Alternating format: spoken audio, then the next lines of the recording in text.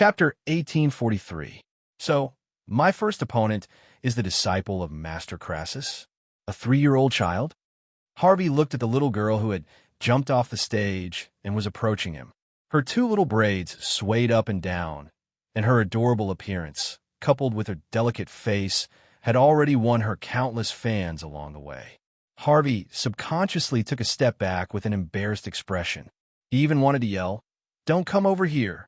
A real man had to fight a real man. Furthermore, an earth magic caster like him was different from the usual delicate long-range magic casters. He had strong defensive abilities, and, at the same time, he had decent close combat abilities. He felt like he could poke a hole in the little girl's face with a single finger. How was he supposed to fight her? If he hit her too hard, not to mention Master Crassus, who was glaring at him from the stage, just the crowd who had already started cheering for the little girl could drown him with their saliva. If he didn't fight seriously, he might arouse the disgust of the judges, and then his dream of joining the Magus Tower would be shattered. He would even rather face a 7th-tier magic caster than face an opponent who he didn't know how to deal with. "Are you my opponent?" Amy skipped to the center of the stage. She looked down at her number tag, and then looked at the number tag on Harvey's waist. She nodded and said in a childish voice, "Yes, it's you." Harvey's face was gloomy, and he felt bitter inside. However, he still tried to put on a smile and nodded at Amy. "Yes, it's me, cute little girl. I hope you won't be too upset if you lose to me. After all, you're still young, and there will be many opportunities in the future." "Okay." Amy nodded obediently, and then turned to look at the judge standing off to the side. "Uncle, can I hit him now?" Harvey's mouth twitched. This was not a sign that she had listened to him. "Okay?" The judge maintained a serious and fair expression, and said in a deep voice, "The host will announce the start of the competition." Perhaps it was because of the Crassus, but a lot of the live broadcast was focused on Amy's ring. Faced with Harvey, who was not the same size as a common sorcerer, Amy felt like a rabbit running into a bear. Harvey, he's a 6th-tier Earth Magus. I've seen him compete in the last Magus tournament. He's one of the top 100 Earth Magi. Earth Mages are good at defense, and he seems to be a Strength-type mage. He might have a good close combat ability. In such a narrow space, he has a big advantage. That's right, if he advances steadily, as long as his opponent is unable to break through his defense in a short period of time, he will only end up being pushed out of the arena. Such a cute little girl. Is she going to leave in the first round? The audience was in a heated discussion. Although they preferred Amy in terms of looks, most of them felt that she would not be able to beat Harvey. Although Amy was Crassus' disciple, she was too young. Moreover, she had only been learning magic from Crassus for half a year. "Looks like your precious disciple will indeed be back to eat drumsticks soon," Richard said with a hint of mockery as the corners of his mouth curled up slightly. Brent was also trying hard to suppress his smile. He did not expect Crassus' disciple to be so unlucky to meet such a strong opponent in the first round. A 6th-tier Earth Magus at the pinnacle, whose ability was not much weaker than Cassidon. That's right. Compared to fighting, drumsticks are much more important to her. Crassus looked calm. "So, this little fatty will not last 3 seconds. Is that so?" Richard pursed his lips. He felt that Crassus was just being stubborn. "I heard that your eldest disciple is also participating in this Magus tournament." Crassus looked at Richard with a smile. "Could it be that he wants to be my disciple?" The corner of Richard's mouth twitched. He suppressed his anger and tried to be calm. "Jasper just wants to gain battle experience and find an opportunity to break through. If he is beaten up by my disciple, he might find it," Crassus said with a smile. "Then you'd better pray that your obedient disciple can survive this first round," Richard said with a cold smile. The surrounding magic casters did not dare to make sound. However, they were looking forward to seeing what would happen if Crassus and Richard's disciple met in the arena. All magic casters are in position. The first round of the Magus tournament begins now. The host's loud voice reverberated throughout the entire square. Countless dazzling lights exploded in the square almost instantly.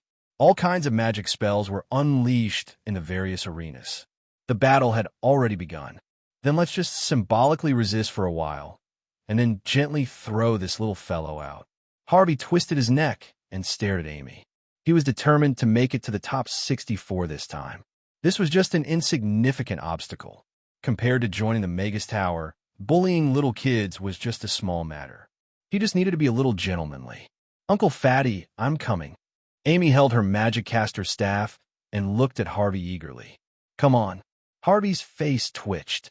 He casually set up an Earth Elemental defensive shield. The opponent was too cute and polite. It was indeed something that would affect one's combat ability. Bang!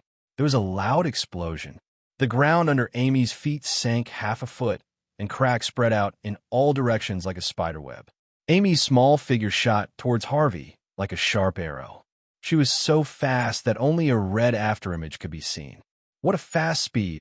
She actually took the initiative to attack. Could this be Master Crassus' close combat magic? There was an uproar in the crowd. Everyone looked at this scene in disbelief. Harvey's somewhat sloppy expression changed instantly.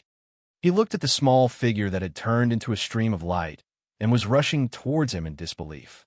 As a battle-hardened mage, his reaction speed was not slow. He stomped his right foot on the ground. The ground shook slightly, and an earth wall began to rise rapidly. A yellow light burst out from his body, and a yellow heavy armor appeared, almost covering his entire body. However, just as the heavy armor appeared on his body, and before the earth wall could rise high enough to block him, the red light had already arrived in front of him. Bang! There was a muffled sound. Half of the earth wall collapsed. Harvey only saw a red light fall on his face. The earth elemental magic shield collapsed instantly. Then, as if he'd been hit by a giant beast, he was sent flying. The yellow heavy armor disintegrated in the air. After flying for more than 10 meters, he fell to the ground with a loud crash. How is this possible?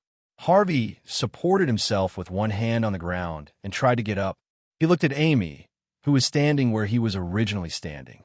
He could not accept being defeated by a 3- or 4-year-old kid in such a way. "Uncle Fatty, live well. There are new shocks every day." Amy smiled at him and winked. "I'm going back to eat my drumsticks." Chapter 1844. Number 0, Victory. The referee was also stunned for a while before announcing loudly, "This kid's strength is actually so terrifying. What is this? Could this be the legendary melee magic? What a powerful strength."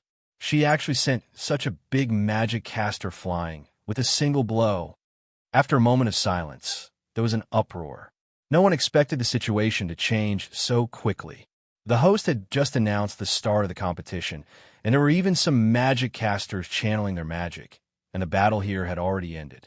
That powerful earth magic caster became the best backdrop. The ground was full of gravel and yellow soil, as well as the smoke that had yet to disperse, making this feeling of shock even more intense. This little girl is actually so powerful. Andre's face also showed some surprise. He was also stunned by Amy's performance. He turned to look at Crassus and said, "Crassus, your good disciple has really inherited your melee magic perfectly. You flatter me, your majesty." Crassus smiled and could not hide the smugness on his face. Richard's face was a little dark. He never expected Crassus' disciple to be able to finish off that earth magic caster with a single blow. A little fellow who had only learned magic for half a year already had such powerful strength. This talent was more than just monstrous. Brent was also in a daze at this time. For a moment, he could not accept the fact that the earth magic caster was so easily sent flying out of the battle area with a single blow. Harvey wanted to cry, but had no tears to shed as he looked at the little figure who was swinging her 2 pigtails and gradually disappearing into the distance. Hearing the discussions around him, he blacked out and fainted. "Carry him away." The referee waved his hand, and 2 people immediately came to carry Harvey away. How could she be so strong? On the other side, Cassidon, who had sent a little kid out of the arena with a tornado, looked at the little figure who was jumping on the screen with a gloomy expression. "Wow, look at that big guy in the junior team. He's also very strong. But why does this little kid look so young? Yeah, A 7th-tier magic caster at this age is definitely a genius among geniuses. Why haven't I heard of him before? It feels like he's bullying a little kid. Cassidon, who had easily defeated his opponent, was also noticed by many. Hearing the discussions, Cassidon blushed and lowered his head guiltily. After the referee announced the result, he quickly left. He wished he could find a hole to crawl into. He shouldn't have lowered his age to join the junior division. If he won, he would be accused of bullying kids. If he lost, he would be bullied by kids.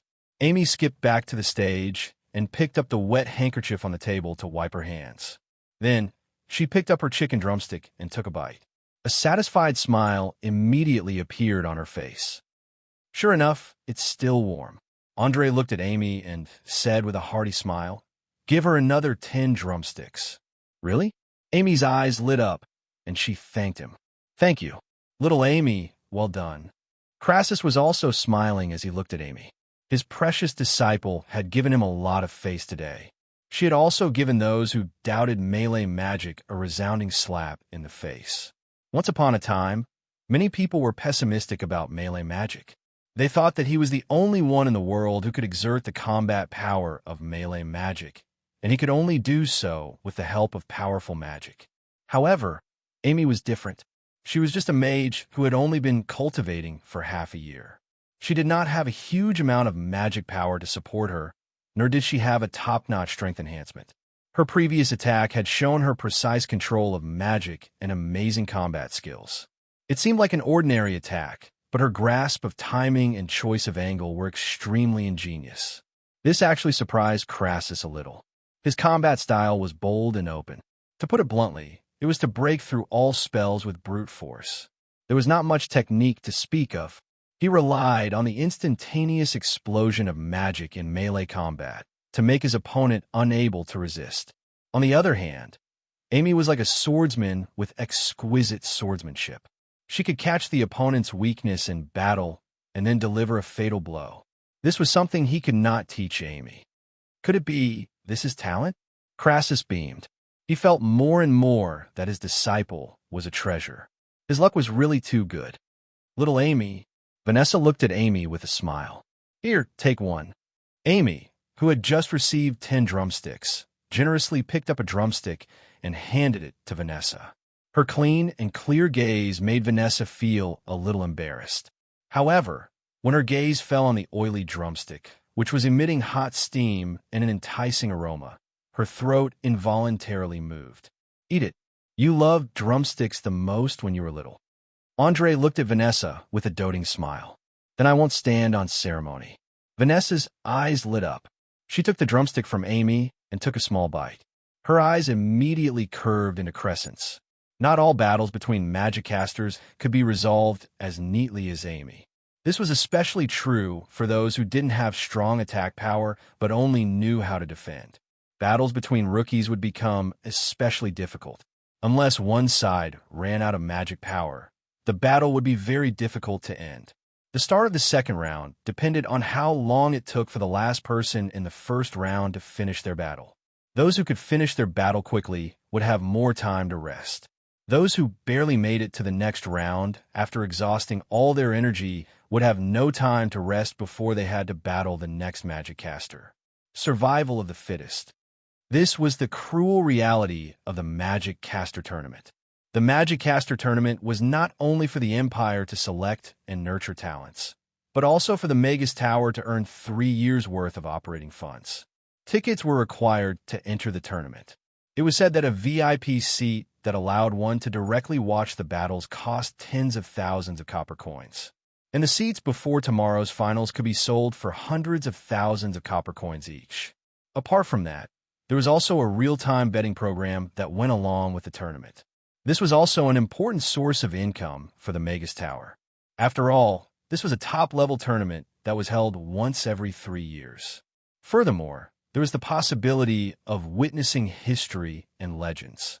Thus, this business had always been an important source of income for the Magus Tower. It was basically self-sufficient without relying on the Empire's finances. Little Boss is mighty. Abraham, who was sitting in the front row, gnawed on a duck rack. He pulled out a stack of banknotes with his other hand and tossed it to the butler beside him. Bet all of it on little Amy. Bet all of the money earned in each round on her. Yes. The butler took the banknotes worth over $1 million and quickly left. Little boss, I have high hopes for you. I hope you can earn all the money you've earned in your life today. That'll be great. Abraham chuckled. Chapter 1845. Amy's performance in the first round stunned the audience. So in the second round, almost the entire broadcast screen was showing her in the arena. Her second opponent was a 5th-level water mage. When the match started, the opponent was sent flying before he could finish his first magic spell. The aesthetics of violence were vividly displayed by Amy. It even gave people the illusion that a knight had run into a magic arena to bully the weak. Aggrieved? Yes. The mage who was sent flying felt aggrieved. But they couldn't say anything. Rather than being defeated by a 3.5-year-old knight, it was more acceptable to be defeated by a 3.5-year-old mage. Crassus hadn't fought in front of people for many years, and the school of melee magic had gradually declined. It was even regarded as a short-lived product in the magic world. But now, everyone once again felt the fear of being dominated by melee magic. Papa, I want to learn this too. Papa wants to learn it too, but it's not something you can learn just because you want to. I think I can make a fireball. Maybe I could try making magic. After all, I'm pretty good at wielding a wooden club. I like this little girl so much. She's so cool. The audience was completely won over by Amy and showed great interest in melee magic. On the other side, Cassidon used a wind blade to force his opponent out of the battle zone and won easily again. Wow, look at that person bullying children again. Shameless. Someone shouted. Cassidon's face suddenly darkened. I'm fucking having a mental breakdown. In the following matches, Amy didn't meet any particularly strong opponents, and she also showed everyone the aesthetics of violence as a mage. Who said that mages couldn't ignite in a fight? Amy's appearance broke this setting. The scene of her club hitting the flesh and sending the opponent flying back more than 10 meters was not as grand as the scenes of magic clashing in other arenas, but the record of finishing each match in the shortest time was unbroken. Everyone knew what such an efficient fighting style meant. If it was a battle of life and death, her opponent would have died before he could cast any magic. Before she knew it, Amy had won 7 matches in a row. And this round of the elimination round had entered the round of 64 to advance to the top 32. This match was the last match of the day, and it was also the deciding match for the final round. Apart from a few lucky ones, those who were still on the field were basically mages at the pinnacle of level 6 to level 7. The magicians couldn't hide their exhaustion. After 7 consecutive battles, their opponents were getting stronger and stronger. Almost everyone had used all their strength to stand here, and their magic power consumption was enormous. However, everyone's eyes were brimming with fighting spirit. This was the last match of the day. As long as they could win this match, they would be able to enter the top 32 and obtain a ticket to the Magus Tower. This was a great temptation for rogue, cultivators, and magicians who came from magic families. Even if he couldn't make it into the top 32, as long as he displayed his potential and strength in battle, there was a chance that the Magus Tower would take a liking to him. Everyone would do their best in this battle. The petite and cute Amy stood in the crowd, looking weak and pitiful. However, after watching her smash 7 sorcerers out of the arena, no one thought of her as a weak and pitiful baby anymore. When you looked down on her, she was the kind of Amy who could teach you a lesson. Your Excellency, your 1 million has become 20 million. Do you want to continue betting? The butler carried a box over to Abraham's side with an excited expression. Yes, of course, but there's no need to follow the matches one by one. Just bet everything on Amy to become the champion. Abraham waved his hand. Champion? The butler was taken aback. Although he knew that his master was extremely wealthy, this was still 20 million. He hesitated for a moment before saying, My lord, although the odds of betting on Miss Amy to become the champion are as high as 100 times, the risk is still not small. What are you afraid of? I've only taken out 1 million. Go, bet everything. Abraham waved his hand with a smile. Yes. The butler didn't say anything else and quickly left. This round of matches was still decided by drawing lots. A flyball flew out from the stage, and the contestants ranked below 32 drew their numbers to obtain the list of matches. Number 0, a young man in a white robe looked at the number in his hand with furrowed brows, and a hint of surprise appeared on his cold face. What a pity. Master must want to see me defeat Crassus' disciple with my own hands. A young man in a black sorcerer's robe looked at the number in the white-robed young man's hand with a wistful expression. Brother Albin has drawn Master Crassus' disciple. Brother Albin just broke through to the 7th tier not long ago and became an advanced tier magic caster. Brother Albin practices ice magic, while that little girl is most likely learning fire magic from Master Crassus. Looks like this is going to be an exciting battle between ice and fire. The venue for the top 64 matches has been expanded by 10 times, giving the contestants ample space to perform. This isn't good news for melee magic casters. Is the melee magic caster stronger or the long-range magic caster stronger? This battle is going to decide who's stronger. In the Magus Tower spectator area, the magic casters were also engaged in heated discussions. There is a huge disagreement about which was stronger between melee magic and long-range magic. Albin is slightly stronger than Cassidon. He will definitely win, Brent whispered to Richard. Richard nodded slightly. Albin was the direct disciple of the 6th Elder. There was no doubt about his talent and strength. Furthermore, he had the bloodline of the Magus Tower. Ordinary itinerant magic casters and family disciples couldn't compare to him. Crassus' smug smile was especially glaring as he watched Amy make it to the top 64. If she made it to the top 32, the whole world would know that Crassus had taken in a prodigy disciple who could crush all the other prodigies. He didn't want to hear that. The results of the draw are out. All contestants, please head to your respective venues and prepare for the battle. All the contestants headed to their respective venues, while the staff kindly guided Amy. The little girl was really too small, and the venue was too big. It was too difficult to find her own space. Wow, big brother, your clothes are so clean. Amy found her own venue, and her eyes lit up as she looked at Albin, who was standing in the distance. Albin was thin and had a cold aura. Although he had gone through 7 battles, his white clothes were still spotless. They were indeed very clean. I am Albin. Albin nodded slightly.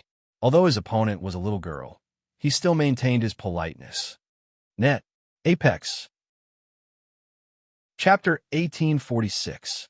The duel between Amy and Albin attracted a lot of attention once again. On one side was the genius close combat magical girl who had made it into the top 64 without any obstacles. She had never met an opponent who could take more than one hit from her. On the other side was the ice advanced mage whose white robe was fluttering in the wind. His opponent could not even touch the corner of his robe. It was a duel between ice and fire. It was a duel between a close combat mage and a long-range mage. In this 1,000 square meter arena, there were countless possibilities. This moment should have belonged to me. Cassidon, who had defeated Nanshan Kindergarten and made it to the top 32 of the juvenile group, looked at the 2 people on the screen.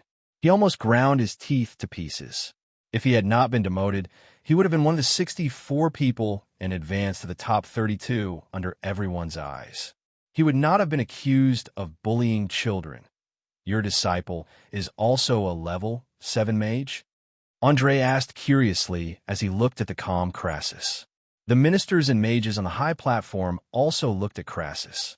Previously, Crassus' disciple had defeated her opponents in almost every round. For a moment, people could not tell how powerful she was. No one would think that she had relied on luck to defeat her opponent. Even the first 6-tier Earth magician to fight her had used his strongest defensive technique. What everyone cared about was whether Crassus' disciple had really broken through level 7 and become an advanced mage.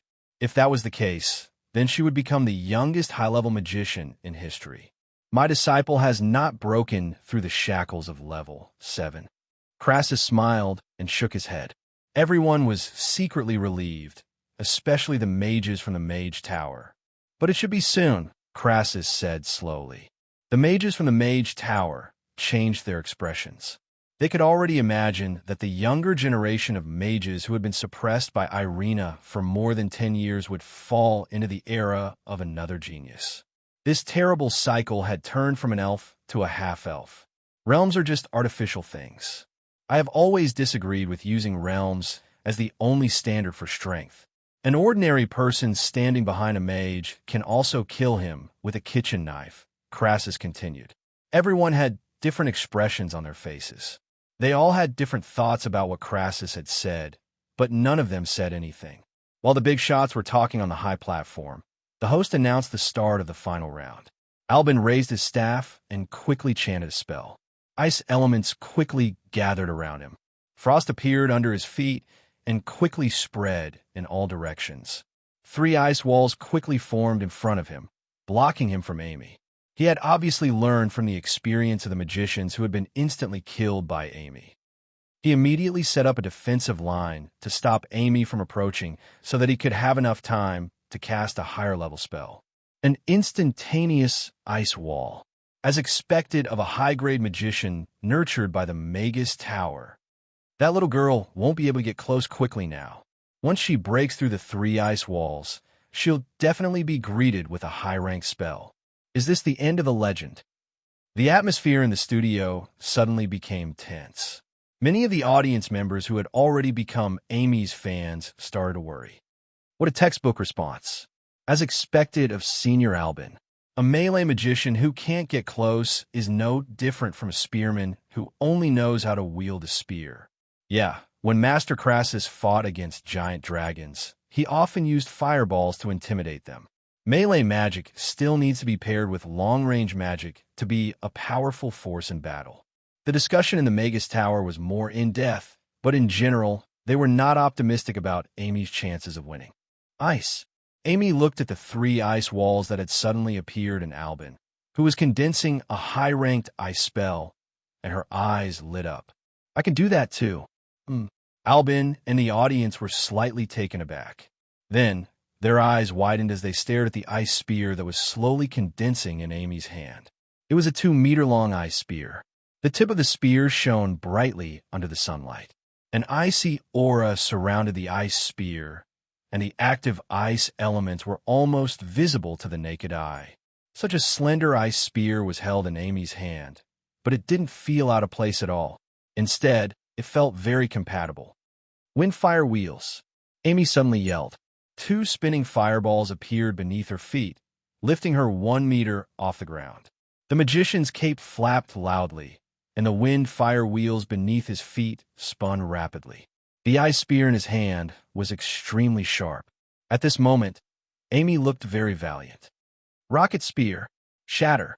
Amy yelled in her baby voice as she hurled the ice spear through the air like a javelin. The ice spear flew through the air as a streak of light. In the instant that it left her hand, there was a flash of fire at its tail, and the ice spear's speed was suddenly raised to the extreme.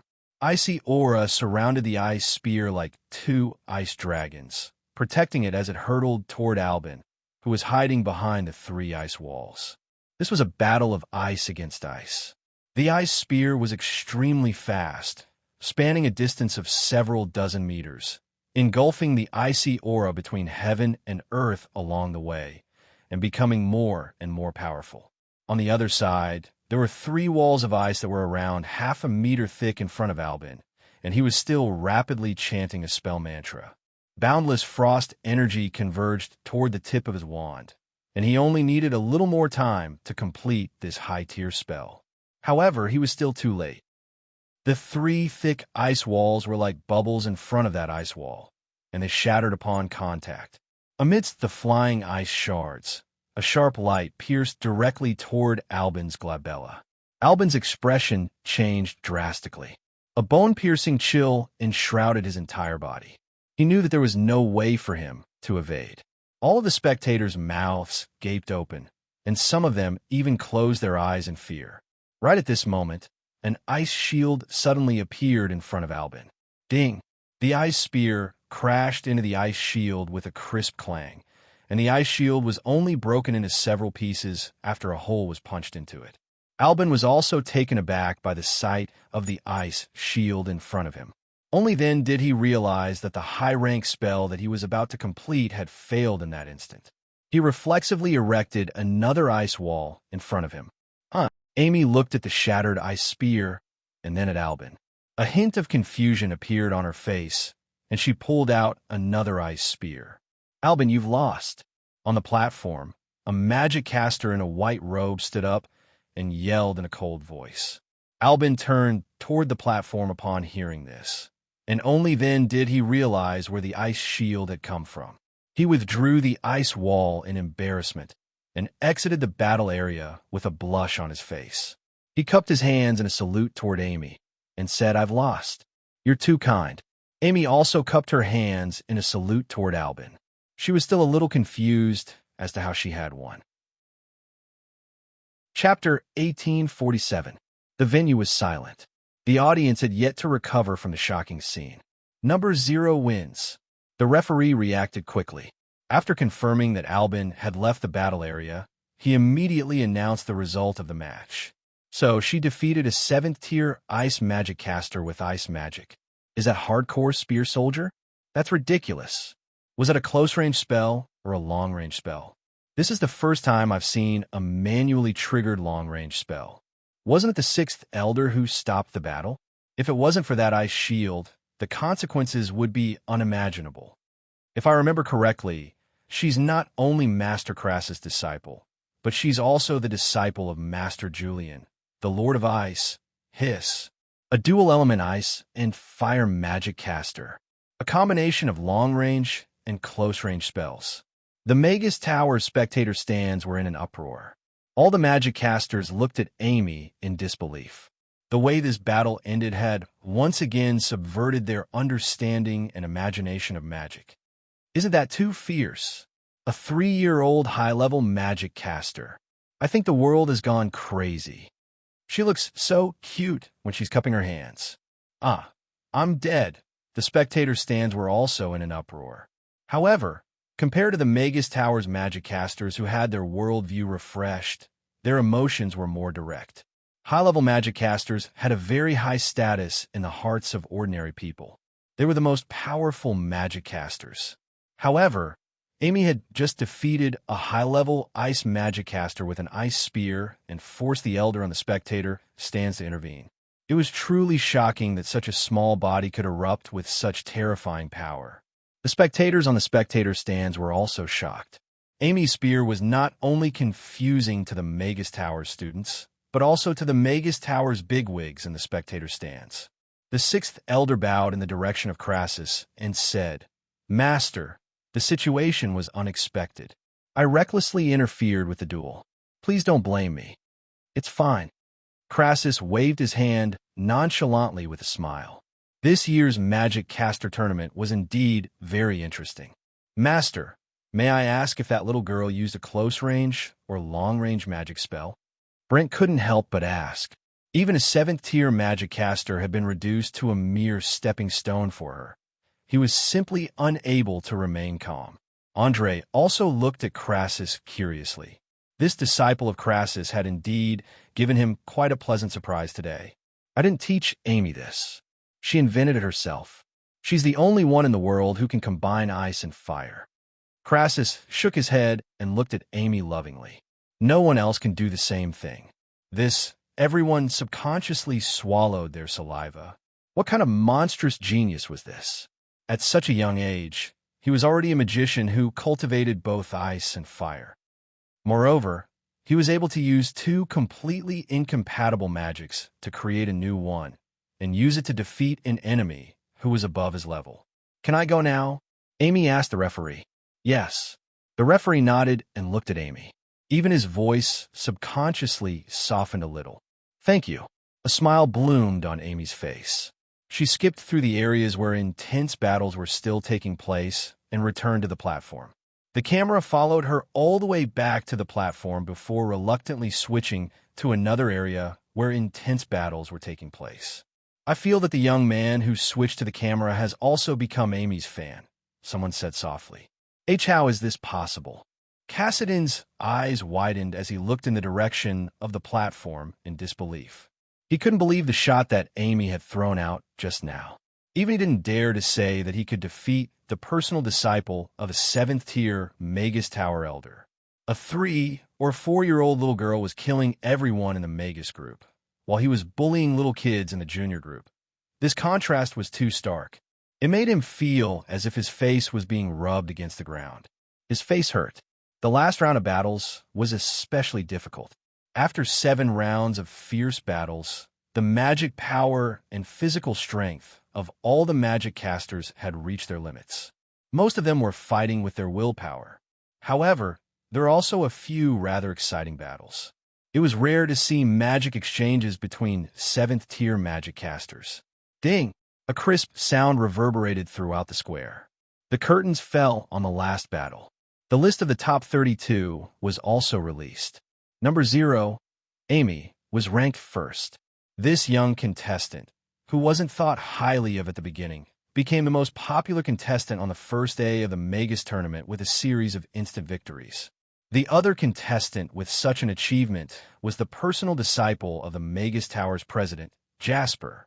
This Magus was at the peak of 7th tier, and he had also killed everyone in this year's tournament. However, he had become the favorite to win the tournament before the start of the Magus tournament, so his performance was still within the acceptable range of everyone, so the attention he received was normal. Amy returned to the platform, wiped her hands with a hot towel, and then continued to gnaw on a drumstick. "You did well, Amy." Crassus looked at Amy with a smile. "You did well, too." Amy took a bite of her drumstick. "You didn't steal my drumstick and eat it. Master will take you to eat something delicious later." Crassus couldn't help but smile as he agreed. "Really?" Amy's eyes lit up. "Of course. Master, you're the best. I will also try my best to defeat them tomorrow." Amy said happily. The surrounding magicians' mouths twitched. This little girl was so easy to coax. "Can you bring me along?" Vanessa asked meekly. "Ahem." Andre coughed softly. Vanessa stuck out her tongue and retracted her neck. After returning to Rodu this time, her father didn't allow her to leave the palace alone. She missed the delicious food outside the palace very much. This year's Magus tournament seems to be very interesting. I will come again tomorrow. Andre stood up and prepared to return to the palace. Only then did the magicians and ministers stand up to compliment Crassus. Everyone could tell that this disciple of Crassus would definitely become a master of the generation, and his achievements might even surpass that of Crassus. I wonder if this little fellow is used to Rodu, and how many rounds he can advance to. Meg, who had just finished the lunch service, brewed a cup of tea and sat by the window. He was holding a book in his hand, but his thoughts were a little wandering. "Andre sent me a letter and asked me to pass it to you." Irina appeared in the restaurant with a letter in her hand and handed it to Meg. "It's actually in your hands?" Meg received the letter with surprise. "No one can find you, but they can find me. Andre probably doesn't want a third party to know that he took the initiative to contact you, so he could only ask me to pass it to you." Irina sat down opposite him and poured herself a cup of tea. Chapter 1848. Meg wiped off the military seal on the envelope. He wasn't touched by such nostalgia at all. The letter wasn't long and was handwritten by Andre himself. The content was also very simple. Firstly, he thanked him for saving the world and congratulated him on his improvement. After that, he asked to meet him in hopes that they could bury the hatchet and make an important decision for the future of humans and the Roth Empire. "What did he say?" Irina asked with a smile. "Nonsense." Meg passed the letter to Irina directly. Only the Edward family can say such shameless things. Irina pursed her lips and looked at Meg. "Do you want to go?" "I didn't want to go at first, but I think I can consider it now." Meg thought for a while and nodded.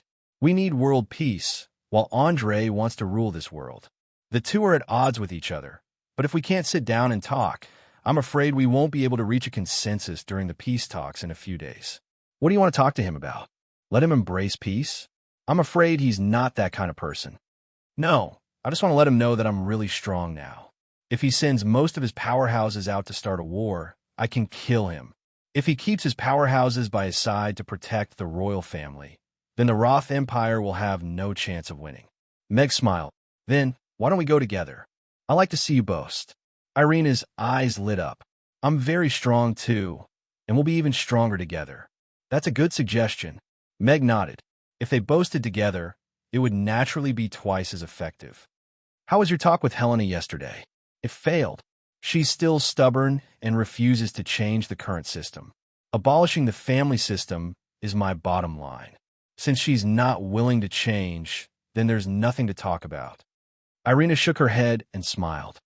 However, after you attracted the lightning to blow up the octopus monster, the other races sent the imprisoned elves to Chaos City.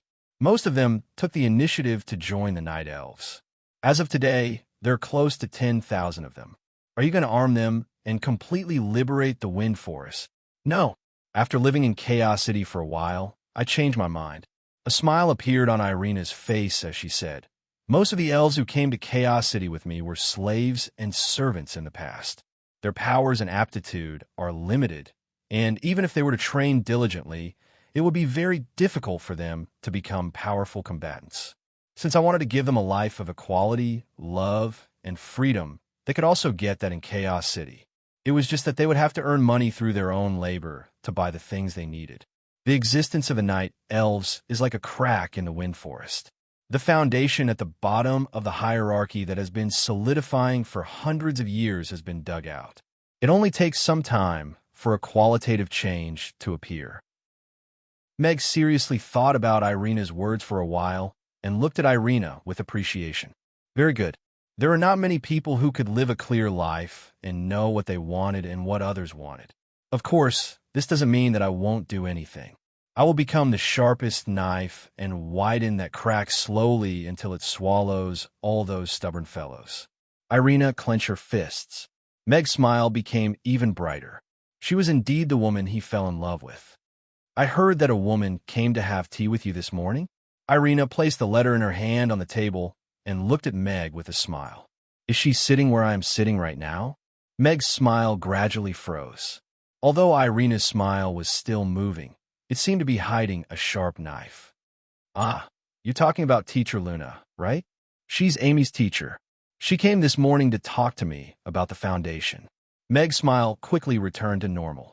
She set up a bursary foundation previously to help those school-aged children in Chaos City who don't have money to go to school, so that they could go to school and eat their fill. There was a period of time when Amy and I didn't have a good life, and she helped us a lot. So, after the restaurant was opened, I invested a sum of money in her foundation. Amy mentioned this teacher to me before.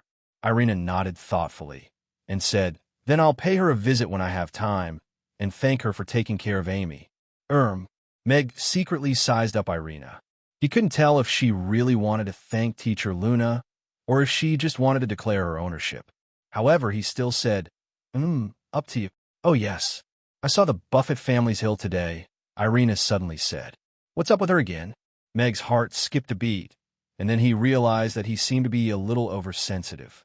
His relationship with the hill was purely a cooperative one, but as long as a woman's name came out of Irina's mouth, he would feel a little nervous.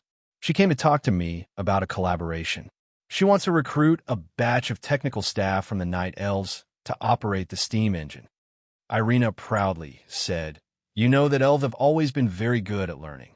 Moreover, Ashley has been rotating the staff to operate the steam engine. Now, she already has hundreds of staff who are familiar with the steam engine. Realization dawned on Meg, and he smilingly said, these are high-tech staff. Her salary should be pretty good, right? Her annual salary is 500,000 copper coins, and she will give the Night Elves a one-time transfer fee of 500,000 copper coins for every employee she recruits. Irina nodded.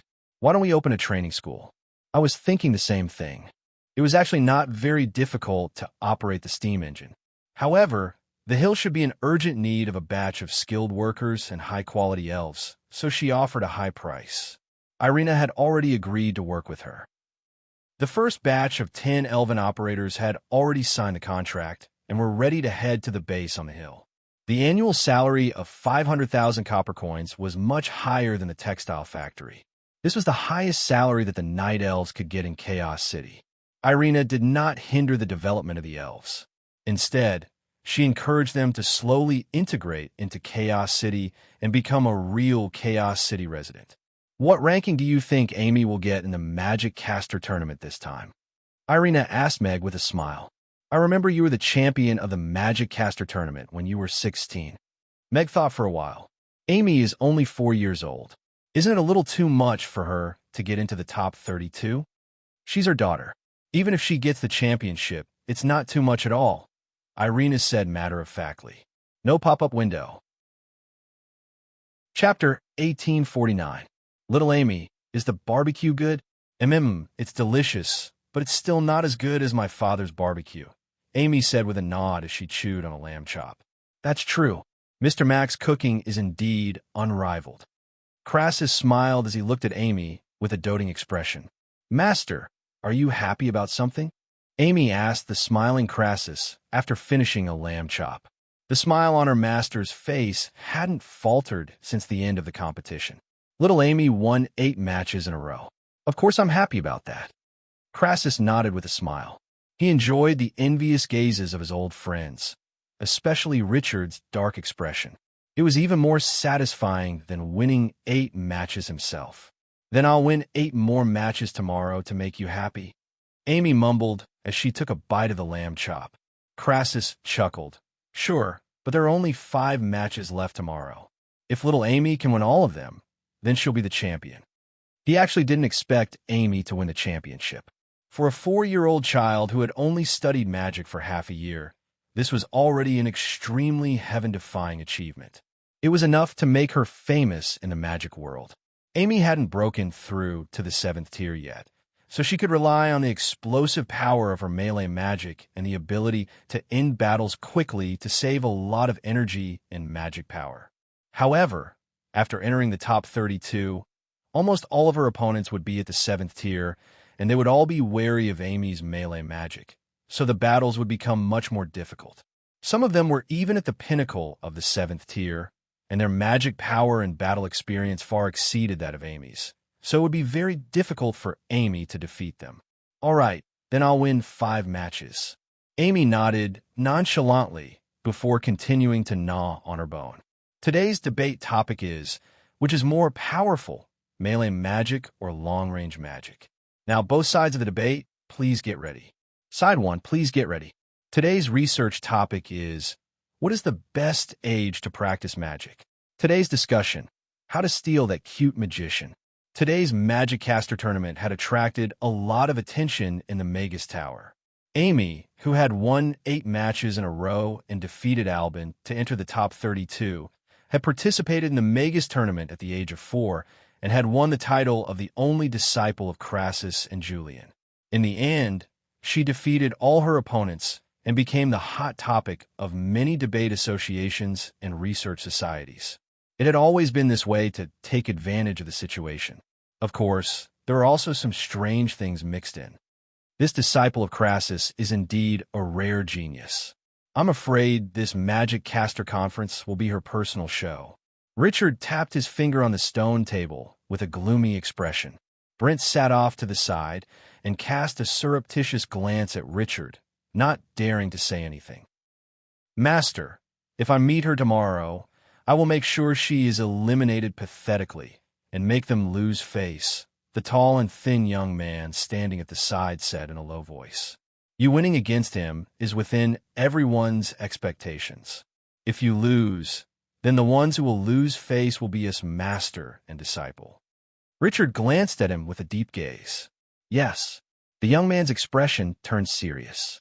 Palace, stargazing tower, what do you think of this disciple of Crassus? Andre asked calmly as he stood by the window.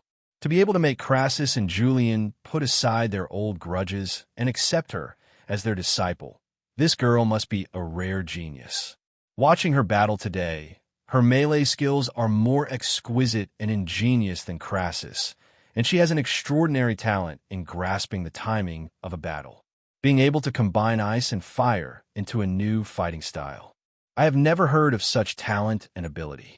In time, she will definitely become one of the top powerhouses on the Norland continent.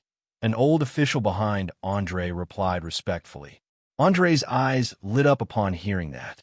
After a while, he sighed and said, "It's a pity that Crassus and Richard don't get along well and have already left the Magus Tower.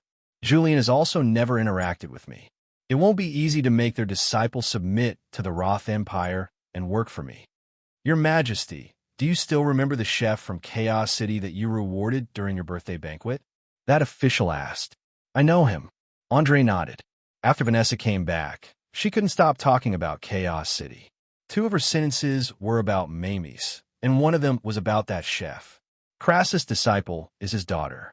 If your Majesty can invite him to Rodu and reward him with a high position, then the Roth Empire will have another top powerhouse in the future, the old official said.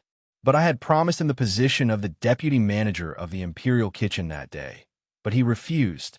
With this person's character, I'm afraid it will be very difficult to invite him to Rodu."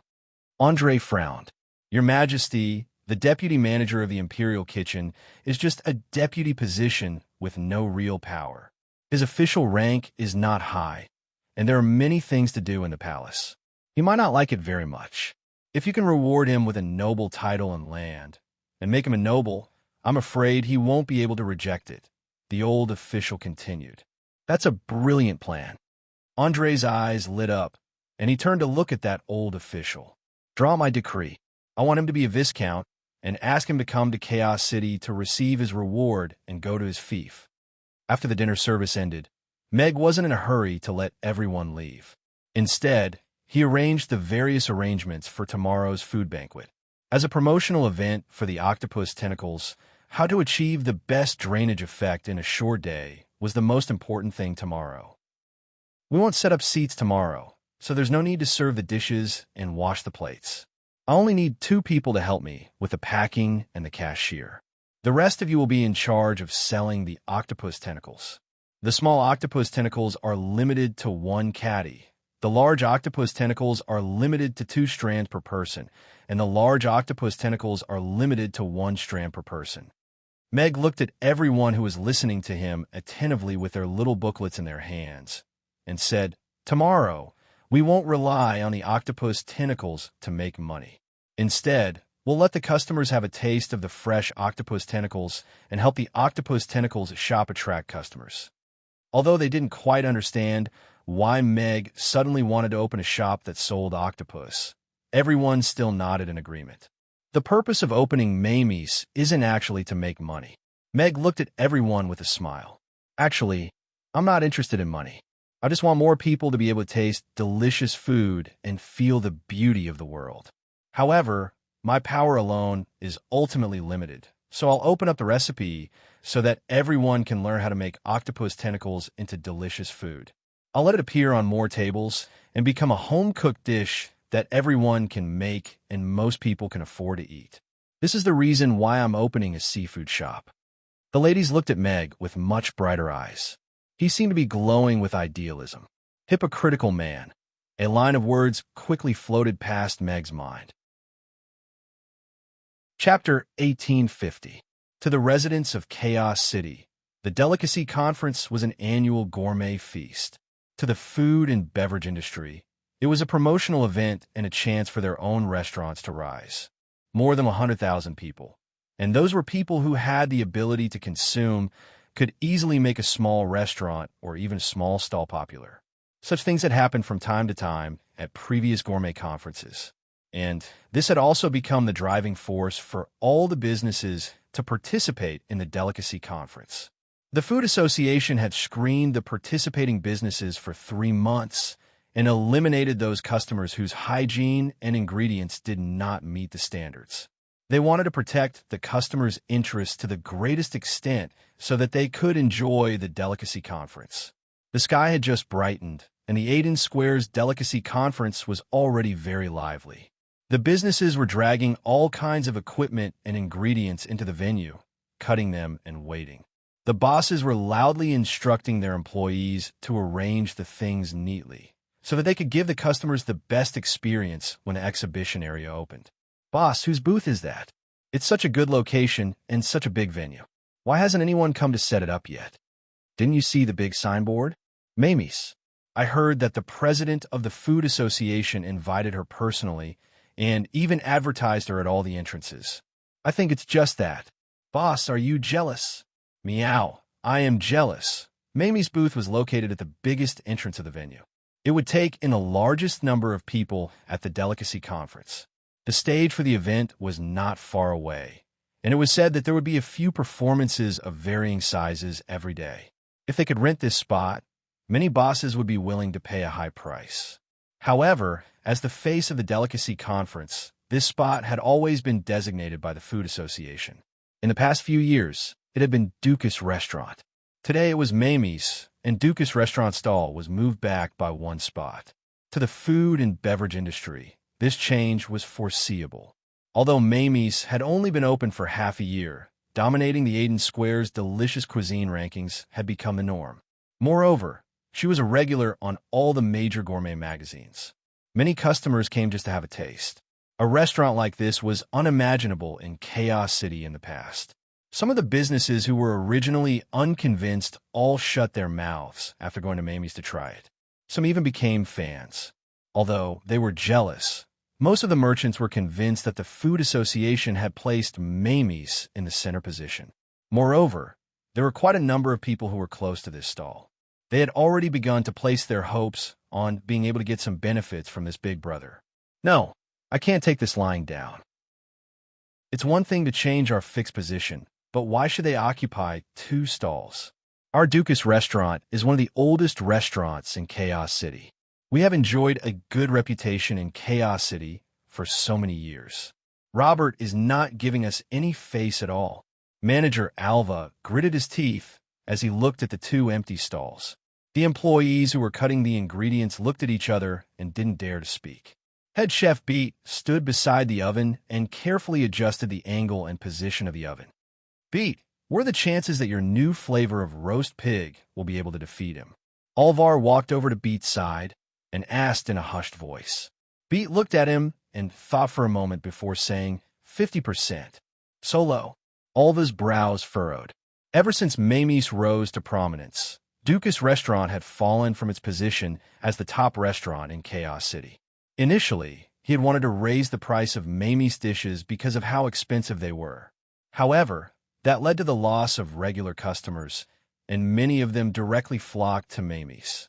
Even though he had lowered the price of his dishes in a timely manner and managed to retain some of his customers, Dukas Restaurant was no longer synonymous with a high-class restaurant in the eyes of his customers. Instead, it was a choice for customers who couldn't line up at Mamie's, or it wasn't suitable for them to dine in an open venue like Mamie's. It was mostly because of the spacious venue. This was very difficult for the proud Alva to accept. He wanted Dukas Restaurant to be the first choice for others, and not a substitute. Thankfully, after Beat was defeated by Meg, he had focused on researching recipes, and finally came up with a brand new roast pig. During this period of time, he had asked Beat to continue improving his new roast pig as he wanted to shock the world with a single brilliant feat. Dukas Restaurant stall and Mamie's stall were adjacent to each other, which was equivalent to competing on the same stage. He couldn't wait to avenge his humiliation. Head chef Meg's culinary skills are superb. It's not easy to beat him. Beat glanced at the empty stall at the side, and a confident glow appeared in his eyes. However, I have confidence in this roast pig. All right, I believe you. Alva nodded and didn't say anything else. Meg woke up at 6 a.m. as usual. He made a single breakfast for Irina first, and then had breakfast with Mia and the rest after they arrived. He also told them about the work plan for the day. Firis was in charge of cutting the ingredients. Yabamia was in charge of receiving the customers and packing the food, and Shirley and Anna were in charge of collecting money. Gina, Jane, and Angela were in charge of the octopus tentacle stall. Barbara hadn't returned yet, and Camilla and Elizabeth had applied for leave. However, there were still enough people at the moment. Meg stood up and looked at everyone. The number of customers we are serving today might be a few times more than usual. However, we only need to make 4 dishes today, and we don't need to serve or clear the table. Good luck. Good luck. The girls cheered with smiles on their faces. Then let's set off. We still need to set up the venue. Meg opened the door and loaded 2 carts with kitchen utensils and octopus tentacles that needed to be sold, as well as 2 standing billboards, before heading to the venue of the gourmet conference. Meg didn't bring many kitchen utensils. He only brought a triple stove, 3 octopus meatball grilling utensils, and a portable cutting table. After setting them up, the venue was still spacious. On the other side, Gina and the rest had already placed the octopus tentacles on the shelves. The L-shaped container facing the entrance was filled with octopus tentacles of different sizes. It looked very impactful. These octopus tentacles are huge. This octopus must be huge, right? Jane said softly as she lifted a huge octopus tentacle that was close to 50 kilograms and placed it on the table with some difficulty. Jane, didn't you come from the beach? Have you never seen a live octopus before? Yabamiya asked curiously as she helped Chun-Li. I've only seen palm-sized ones. I've never seen one that big. Jane shook her head and looked at the octopus tentacle that was almost as thick as her waist. She stuck out her tongue. If I had seen one, I would definitely have been eaten by it. Chapter 1851. After Mamie's group arrived at the venue, they naturally became the focus of everyone's attention. Look, the employees of Mamie's are so beautiful. There are fairies, demons, and even beast-eared girls. Isn't the boss too good? The worker next door was smitten. They're just so. The boss said with a twisted expression as he looked at the burly workers beside him. Boss, you're jealous again. Shut up. If you keep talking, I'll fire you and replace you with a beautiful lady. Boss, calm down. With my salary, even if you fire me, you can only replace me with a lady who's about the same age as me. Maybe she'll be easier for me to use. I want to work at Mamie's. The worker next door looked in the direction of Mamie's stall expectantly. Wake up. They only hire beautiful ladies. You're not beautiful, and you don't meet the standards, his companion said. Maybe I can give it a try. The worker was still unwilling to give up. Go. You have to try some things to know that you really can't do it. His companion nodded. You like beautiful ladies? A sinister voice came from behind. The two workers' expressions changed at the same time, and they slowly turned around with bitter expressions. Boss, I'm just thinking about it. The worker smiled awkwardly. Boss, I don't want anything. The other worker straightforwardly dragged himself out. If you don't want to, then go back to work. The boss waved his hand and put his arm around the skinny worker and walked to the side. Boss, I don't want it anymore. The worker's smile was uglier than his crying face. No, you have to. Which man doesn't like beautiful ladies? I like them too. The boss' smile became brighter. The worker continued to smile bitterly. I know you're quite talented in cooking. The head chef also said that you're different from the other blockheads. I'll arrange something for you. If you can do it for me, I'll give you a promotion and a raise. I guarantee that you'll be able to find a beautiful lady in the future, the boss whispered as he brought the waiter to the side and whispered to him. The worker glanced at the boss. He thought he was going to be fired, but not only did the boss not scold him, he even wanted to give him a promotion and a raise. He didn't believe it. You really don't believe me. If you can do this thing well, half of the kitchen of our restaurant will be yours in the future. You will be on an equal footing with your master. The boss saw through his thoughts at a glance and said while patting him on the shoulder. Really? The worker's eyes immediately lit up. He had suffered a lot in the past few years learning how to cook from his master. Although he learned some things, he had always been wondering when he could succeed. He didn't expect the boss to throw out such a tempting offer. Boss, tell me, I'll do whatever you want me to do. You're smart, kid. The golden-toothed man nodded with satisfaction. He leaned closer and said, I heard that the boss of Mamie Restaurant is going to announce the recipes for 4 dishes today, and he's going to teach you on the spot. You don't have to go to work today, so you just have to take a small notebook and stand in front of Mamie Restaurant all day. As long as you can teach me 60% of the 4 dishes, you'll be the second in command of our kitchen tomorrow. The employee's eyes lit up, and he nodded excitedly as he made his way toward Mamie Restaurant stall. Wait! The gold-toothed man quickly pulled him back. He rolled his eyes and said, There aren't even any customers. If you go up there in your work clothes, it's obvious that you want to copy them. The worker looked down at his work clothes and scratched his head awkwardly. I was too excited. I didn't notice. Go back and change your clothes. Take this money and buy a few more finished products to try later. Learn carefully. If you can't make it taste good, you can pack up and leave tomorrow. The gold-toothed man gave him 2 gold coins and waved his hand to tell him to leave. The worker took the gold coins and skipped away. He had already begun to imagine himself getting a promotion, getting a raise, marrying a beautiful lady, and reaching the peak of his life. It was no secret that Meg wanted to make the recipes public and teach them on the spot. Every restaurant had their own ulterior motives. Most of them didn't want to miss the opportunity to copy the recipes in public. No matter how much they could learn, they had to at least learn it.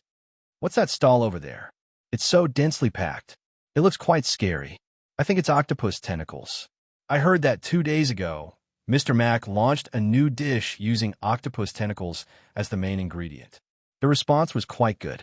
Then what's the meaning of putting the ingredients in a separate stall? Selling vegetables directly? The stall full of octopus tentacles attracted a lot of attention. Boss, aren't these octopus tentacles too cheap? The seafood that you can only find occasionally in the market costs a few hundred copper coins each, Yabamiya whispered as he looked at the price tag in his hand. Our goal is not to make money, but to let more people enjoy good food. The price of 50 copper coins is enough for people with low incomes to have a meal occasionally, Meg said with a smile. Boss is so great. My level is still too low. Yabamiya looked at Meg with admiration in his eyes. He quickly pulled up the banner. Small seafood stores chilled octopus tentacles at a shocking price. 50 copper coins per 500 grams. Each person is limited to 500 grams per tentacle. For larger orders, please go to the small seafood store at the entrance of the Aden market to buy. Yes, it was such a blatant diversion. Advertising at the best location in the entire gourmet conference, and then conducting a cooking lesson on the spot. Meg felt that if he could transmigrate back, he would definitely become the leading salesman in the gourmet world. Not long after, Robert deliberately turned around to greet Meg. When he saw the stall full of octopus tentacles, his expression stiffened, but he quickly recovered his warm smile. Mr. Mac, is everything ready? Yes, there aren't many varieties, so the preparation work is much easier. Meg pretended not to see the change in his expression and smiled as well. Anyway, Robert used him and Mamie's as the gimmick of the gourmet conference, so they were at most even. The gourmet conference will last for 7 days. On the last day, there will be a selection of the best gourmet food of the gourmet conference. Don't you want to consider participating? Robert threw out his intention. It's only open for 1 day, so I can't participate? Meg smiled. Robert's mouth twitched. He wanted Meg to participate in the entire gourmet conference, but he obviously didn't have this intention. In theory, you can participate, but after all, this event is decided by the accumulated votes over 7 days. If it's only open for 1 day, there might not be any advantage. If it's chosen as the best gourmet food of the gourmet conference, the publicity effect will still be quite good, Robert added. I see, Meg muttered. The most important thing now was naturally to promote the octopus tentacles. If they could get the best gourmet food of the gourmet conference for the octopus tentacle series, they would definitely get more exposure. Then from tomorrow onwards, I'll set up the octopus tentacle stall as usual, and then put a photo stone at this stall to broadcast my gourmet lessons. For the remaining 6 days, I'll participate. Meg smiled and proposed a win-win solution. Robert was stunned for a while, then silently gave a thumbs up. You are really a business genius. No pop-up window. Chapter 1852. Meg nodded with a smile. After all, he was born into a wealthy family, so he still had some basic manners. With such a good location and a very explosive marketing plan, if he could still get the Best Delicacy Award after 6 days, the Octopus series would definitely become one of Chaos City's specialties. Of course, this thinking was too idealistic and did not take the other businesses seriously. Although Robert was a little hesitant, he still agreed to Meg's plan to participate in the delicacy conference for the next 6 days. He must have thought of the same thing as Meg. This novel way of participation might bring about some new changes to the delicacy conference. When Meg and the rest were done with their preparations, it was already 8 p.m. Robert gave a speech, and the delicacy conference started on time. Guests poured into the venue from all the entrances. The main passageway, where Mamie's showcase was at, received close to half of the crowd. Wow, it's Mamie's. Is it that Mamie's that has been very famous recently? Were these scary tentacles? Why are they occupying the best spots? Octopus balls are 40 copper coins each. Octopus sashimi is 50 copper coins each. Stir-fried octopus tentacles are 100 copper coins each. Stir-fried octopus tentacles are 100 copper coins each. This boss must be crazy about money. Look, the boss of Mamie's is going to make the recipe public and conduct a live lesson. No, I have to wait here today. It's a once-in-a-lifetime opportunity to learn how to cook from a top chef. These ladies are so pretty. Slurp. Mamie's eye-catching showcase and beautiful service staff quickly attracted the attention of the guests who entered, and even caused the passageway to be jammed. Luckily, the main passageway was spacious enough, and the Food Association staff helped to clear the way, so the passageway was restored. Mamie's is indeed a gold-plated brand. It's so crowded once it starts. This is the first time in the history of the Delicacy Conference, Robert lamented as he looked at Mamie's showcase. Meg was also a little shocked by the enthusiastic guests. Once it started, there were thousands of guests in front of the showcase. Some of them might have heard of Mamie's before, but there were also many who just wanted to go along with the crowd and join in the fun. Today will be a tough battle. Everyone prepare yourselves. Meg and the other girls reminded her. At the same time, they turned on the fires of the 6 stoves and began to preheat the pots. Mr. Mac, I'd like 2 sets of octopus balls. 1 set of octopus sashimi, 1 set of stir-fried octopus tentacles, and 1 set of fried octopus tentacles and soy sauce. Harrison used his huge weight to squeeze his way to the front row of the Lawless Lands as he shouted with a smile. A free bowl of rice for today's stir-fry series. Meg nodded his head. Hee, this is really a great benefit. Harrison smiled brightly. He was even happier than if he had eaten honey. The surrounding customers looked at him suspiciously. Wasn't the rice free? Why did this fatty smile so happily when he heard that he would get a free bowl of rice? Was he an idiot? And an actor? I want a serving of octopus balls. I want a serving of octopus balls too. Mommy, I want to eat those cute little balls too. After Harrison gave Meg a ticket, the customers behind him also began to place their orders. The high-definition pictures of the 4 dishes were hung above the stall and could be seen from afar. The cheap and cute octopus balls became the first choice for everyone to try. Yabamiya looked at the customers who were squeezing into a group and reaching out a hand to place their orders. He was a little troubled. How should he order? Meg also realized this problem. After all, he was not a regular customer of Mamie's and had not experienced the baptism of the rules of queuing. Although it was crowded and lively, it was still a headache for the merchants and some of the customers who were weak. Take out the signboard behind and hang it up. Let's set the rules first before we start doing business, Meg said calmly as he turned off the fire. Okay. Yabamiya's eyes lit up.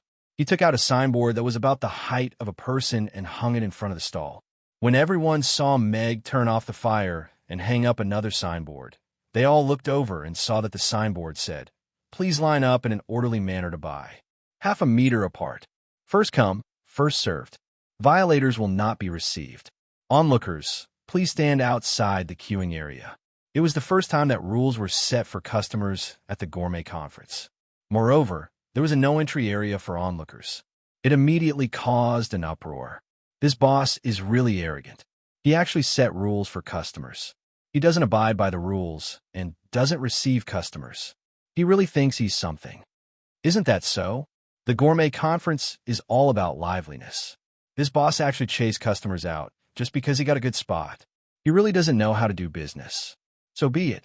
If this place doesn't want to keep me, there will be other places to keep me. Doesn't the roast suckling pig at Dukas restaurant next door smell better than this? Immediately, many customers who wanted to join in the fun left while cursing. The onlookers immediately decreased by more than half. TSK, he's still too young. How can he chase customers out when he's doing business? This boss doesn't look like he's cut out for business. At the Dukas stall next door, The smile on Alva's originally dark face gradually bloomed. Any veteran with a little experience would not do such a thing that would ruin the favorability of passersby. The bosses of the various stalls also had a somewhat playful look on their faces. They were originally worried that they would be crushed by Amy's, but now it seemed that their bosses were not very smart.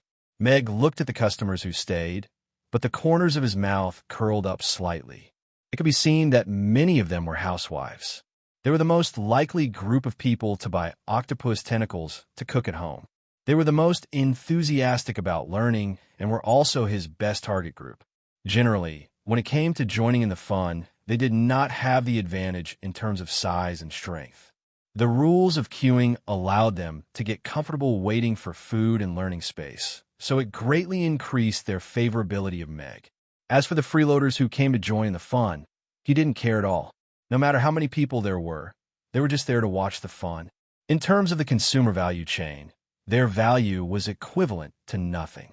They were even worse than pet dogs who ate dog food. Of course, such precious front row seats should be reserved for the most valuable women. Meg looked at the customers who were still standing in front of the stall and said in a loud voice, "Dear customers, I'm the head chef of Amy's, Meg.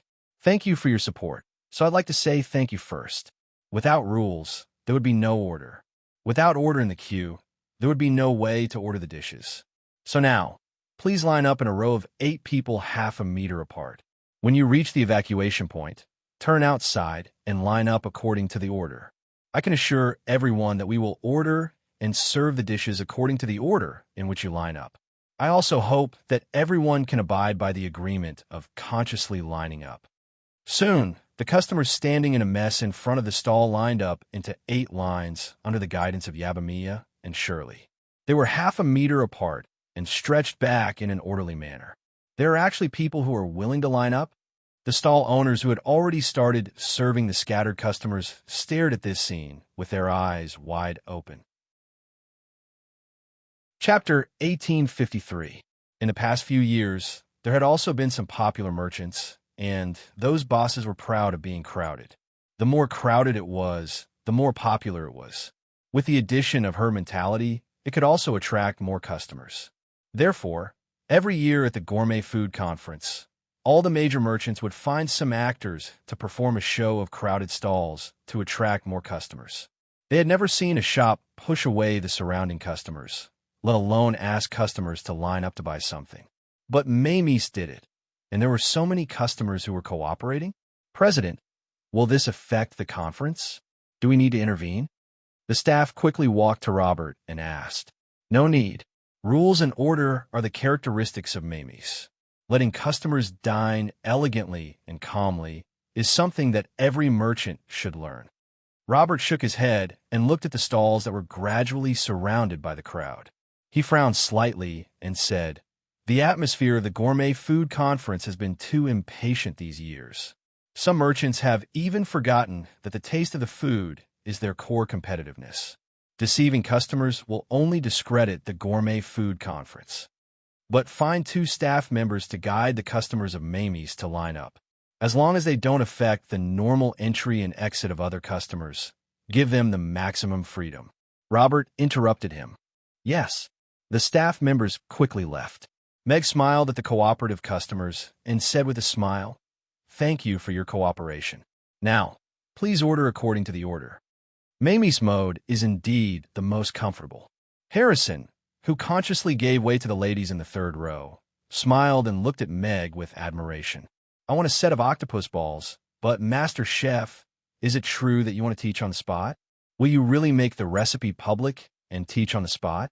A young woman in the front row looked at Meg with admiration. "I often go to Mamie's to eat. I'm your loyal fan." The ladies in the line all looked interested.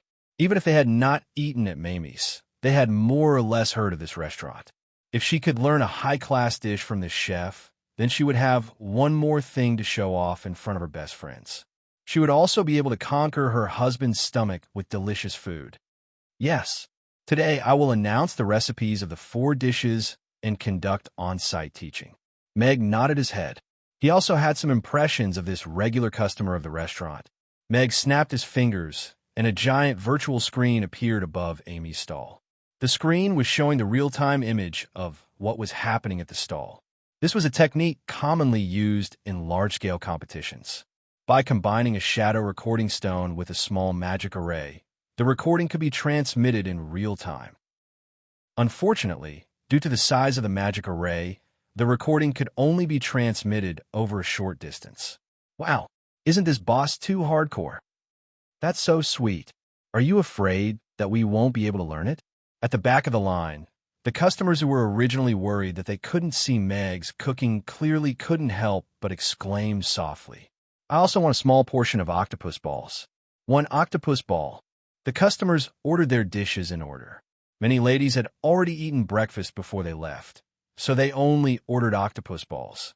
Those like Harrison, who ordered a portion of everything and 2 bowls of rice, were mostly men or regular customers of the restaurant who came specifically for breakfast. Today, I will only make 4 dishes with octopus as the main ingredient. The first dish is octopus balls. The ingredients required are onion, cabbage, red pepper, octopus tentacles. Meg used a magic loudspeaker. His voice wasn't very loud, but it was enough for the customers who were looking up at the giant screen to hear him. He began the on-site teaching. The vegetables were cut into fine pieces by a broad kitchen knife. Although the speed was reduced so that everyone could see clearly, the exquisite knife skills still made the housewives' faces glow. After the vegetables were cut, Meg went on to teach everyone how to mix the octopus ball paste. From the choice of flour to the ratio of eggs to water, he explained very carefully. It was easy to understand as he explained. The ingredients required to make octopus balls are ready. Now, we will officially start making octopus balls. First, turn on the stove and preheat this special pot for octopus balls for a while. Then, pour an appropriate amount of oil into it. Use a ladle to scoop a spoonful of the paste and pour it into these small holes one by one. Mag's movements were very smooth, and it didn't affect his operation at all when he was explaining. He covered the vegetables and octopus tentacles on the batter, and then poured another layer of batter that was almost flush with the edge of the plate. He used a bamboo skewer to draw on the plate, and then quickly flipped the half-formed octopus balls one by one. The golden octopus balls were presented in front of everyone. Not only were the customers in line in front of the stall intoxicated, but the customers who came in from the entrance also unconsciously slowed down. Even the customers at the other stalls couldn't help but look back at the huge screen. Meg was like a swordsman with a kitchen knife, showing his superb and delicate skills on the roasting plate. The huge screen made him the only protagonist. The golden octopus balls began to emit a tempting fragrance. "The octopus balls are so cute, slurp. I didn't expect that cooking could be so charming. This chef is so handsome. He's handsome, good at cooking, and gentle in his speech. He's just according to my standards for a spouse. I feel that as long as I have this roasting plate, I can make the same octopus balls." Some people couldn't help but swallow their saliva while looking at the octopus balls. Some people couldn't help but swallow their saliva while looking at Meg. The line in front of the stall silently increased by a lot. When the octopus balls are roasted to a golden color, you can feel that the outer shell is a little hard when you tap it with a bamboo stick. Pick it up with a bamboo stick and put on the plate. This octopus ball is considered a success. Meg picked up 4 octopus balls and put them in a small wooden box. He personally handed it to the first customer who ordered and reminded with a smile, "It's a little hot when it's just out of the pot. Please be careful when you eat." "Thank you." The young woman's face was slightly red. She carefully took the octopus balls. Even her husband hadn't spoken to her so gently for a long time. "I thought this chef was very good. He looks so slow. He's just SOSO. Yeah, I feel like I can do it too." The onlooking customers were jealous. In order to teach the customers in detail, Meg only made a pot of octopus balls for the first round. After putting them on the plates one by one, Yabamiya passed the octopus balls to the customers. "Now let's review it." As Meg spoke, he turned on the fire of the 3 stoves. Then, he scooped a big ladle of paste with a soup ladle and casually poured it on the roasting plate. No pop-up window. Chapter 1854. Meg casually splashed the batter on the roasting pan, but surprisingly, The batter was evenly distributed to every hole. Not a single drop splashed out of the pan. The scene was silent, and the audience's gaze was a little different. It was still the same ladle, a ladle of cabbage, a ladle of red pepper, a ladle of corn kernels, a ladle of octopus tentacles. Looking at the side dishes that were evenly sprinkled on the batter, the audience's eyes gradually widened. Swish, swish, swish. The bamboo skewers slid across the roasting pan, and the audience could only see a shadow. The octopus balls had finished flipping, as if they had grown out of the roasting pan in the blink of an eye. The bamboo skewers shook slightly, and the octopus balls almost formed a line in the air and fell into the small wooden box. He sprinkled some seaweed powder, squeezed some tomato sauce and salad dressing, and added some seaweed and mojito flowers. The octopus balls on the 3 roasting plates were all placed on the plates, and it took less than half of the time of the first round. Isn't it very simple? Meg smiled slightly. The scene was silent for a while, and then there was a burst of warm applause. Skillful work, reward. I can't even keep up with it. Is the piece he put on the top alive? How can it move? This boss is so handsome. He has completely changed the image of a greasy chef in my mind. The audience's gaze on Meg changed, and many ladies' eyes were already filled with admiration. Many of the customers who were originally watching the fun joined the queue, and they all wanted to try the culinary skills of this boss who is so good at cooking. Meg successfully attracted a wave of attention with his superb cooking skills and the bug-like huge broadcast screen. Wow, these octopus balls are so delicious. Yeah, crispy on the outside and tender on the inside, fresh and fragrant. It's simply delicious. Phew, it's a little hot. You must eat it in small bites. Phew, the customers who got the octopus balls in the first round had already started eating, and their reputation was booming.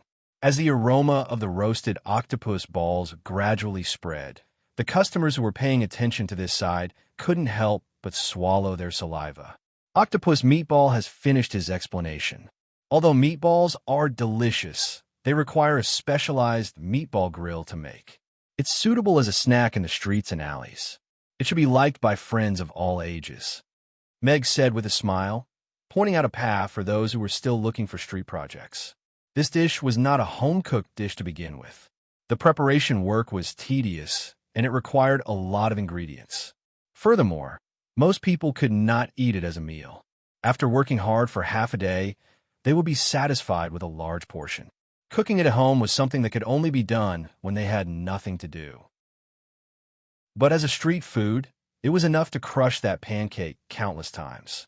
He hoped that little octopus ball could make its presence known in the streets of Chaos City through street food. Next, let's learn how to stir-fry octopus tentacles. This dish is more home-cooked, and it's very quick and easy. After you learn it, you will have another main dish on your dining table, and it will definitely crush your best friend. Meg took a small squid tentacles from the side and started to demonstrate and explain from the processing of the squid tentacles. The amount of ingredients, the matching, the processing techniques, the putting in the wok, stir-frying, seasoning, and so on are all explained very clearly and meticulously. The scene quietened down again. However, the aroma of the stir-fry octopus tentacles was more direct and wanton compared to the reserved little octopus ball. The fresh aroma of the octopus started to spread wantonly after it was stir-fried. With the addition of the spiciness, it became even more aggressive. Gulp! Isn't this aroma too tempting? I don't feel anything about the little octopus ball, but this. I think it could be paired with 20,000 rice. The tempting aroma caused quite a commotion among the customers. The line in front of the stall suddenly grew longer, and there were customers who kept walking to the back of the line. Meanwhile, those housewives with sparkling eyes stared at Meg's actions as if they had found a treasure. They tried to remember every action and every word he said. Some even took out their photo stones to record it. With the tempting aroma, the neat line, and that eye-catching huge screen, Amy's became the most popular stall at the opening of the gourmet conference. This is a stir-fry octopus tentacles. Isn't it very simple? Meg placed the stir-fried octopus tentacles on 3 plates and smiled at the crowd.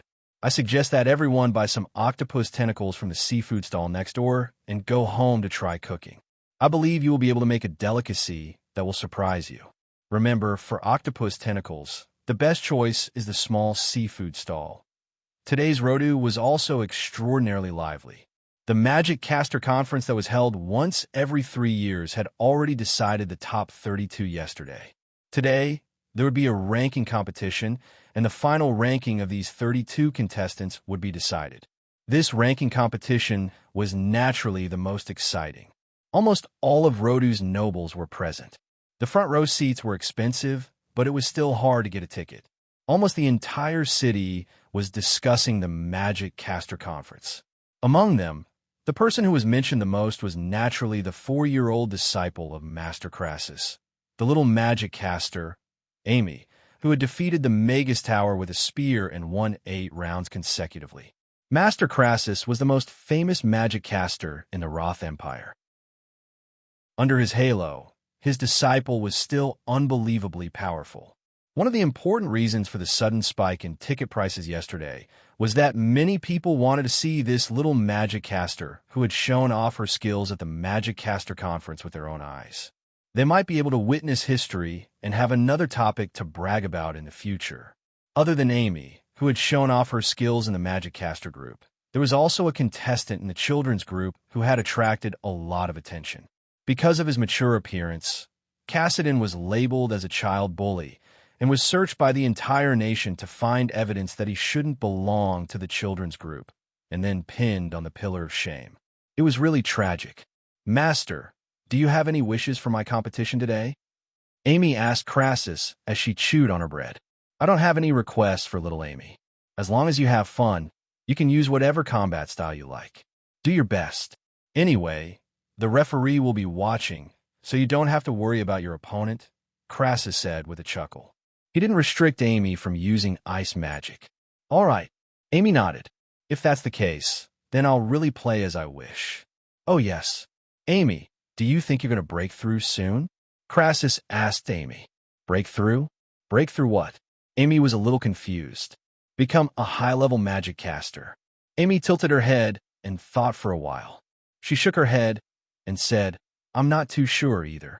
I feel like I can break through any time, but I feel like I'm almost there. That should be soon." Chapter 1855. In front of the Mage Tower, King Andre, the ministers, and the mages were sitting on a high platform. Princess Vanessa was not present today, but the second prince, Joshua, who had not appeared in public for several days, was present today. He was sitting on Andre's left. Today, Joshua was wearing a mage's robe and had a smile on his face. In the eyes of the people, he was still the gentle and kind second prince. Moreover, Joshua was the disciple of the Mage Tower's President Richard. It was very appropriate for him to wear a mage's robe on such an occasion. Crassus glanced at Joshua with a hint of surprise in his eyes. That day, Alex cut off one of his ears with a sword and even gave him a death notice. But now, other than being a little thinner, he seemed to be in a good state of mind. The young man's mentality was not bad. Below the platform, 32 contestants from a mage group and 32 contestants from the junior group stood on both sides. The tiny Amy in the front row of the mage group and the tall Weston in the front row of the junior group were very eye-catching. If they were in a different position, they would look more harmonious. Cassidon had already heard the discussions, and his face was red with embarrassment. If not for Elder Brent's repeated assurances that he would take him in as a disciple and give him more resources after entering the Mage Tower, he definitely would not have appeared here today. He glanced at Amy and gritted his teeth. If not for her, he would not have appeared here. He should have been the one standing in that position, enjoying everyone's admiring gazes, and not the little kid who was being questioned and bullied. He hated it so much. Amy also happened to turn her head and look in the direction of the junior group. Her gaze landed on Cassidon, and she could not help but reveal a shocked expression. This little kid looks a little immature. The broadcast happened to switch to the contestants below the platform. Amy looked up slightly and looked at Cassidon with a shocked expression. The image was projected onto the broadcast screen. Amy, who was standing in the crowd, and Cassidon, who was standing in the group of children, coupled with Amy's shocked expression. After a moment of silence, there was a burst of laughter. The contestants heard Amy's words and tried hard to control their expressions, not allowing themselves to laugh too recklessly at such a serious and important occasion. Cassidon's face darkened. He wished he could find a hole to hide in. Contestants, you have all stood out in yesterday's preliminaries.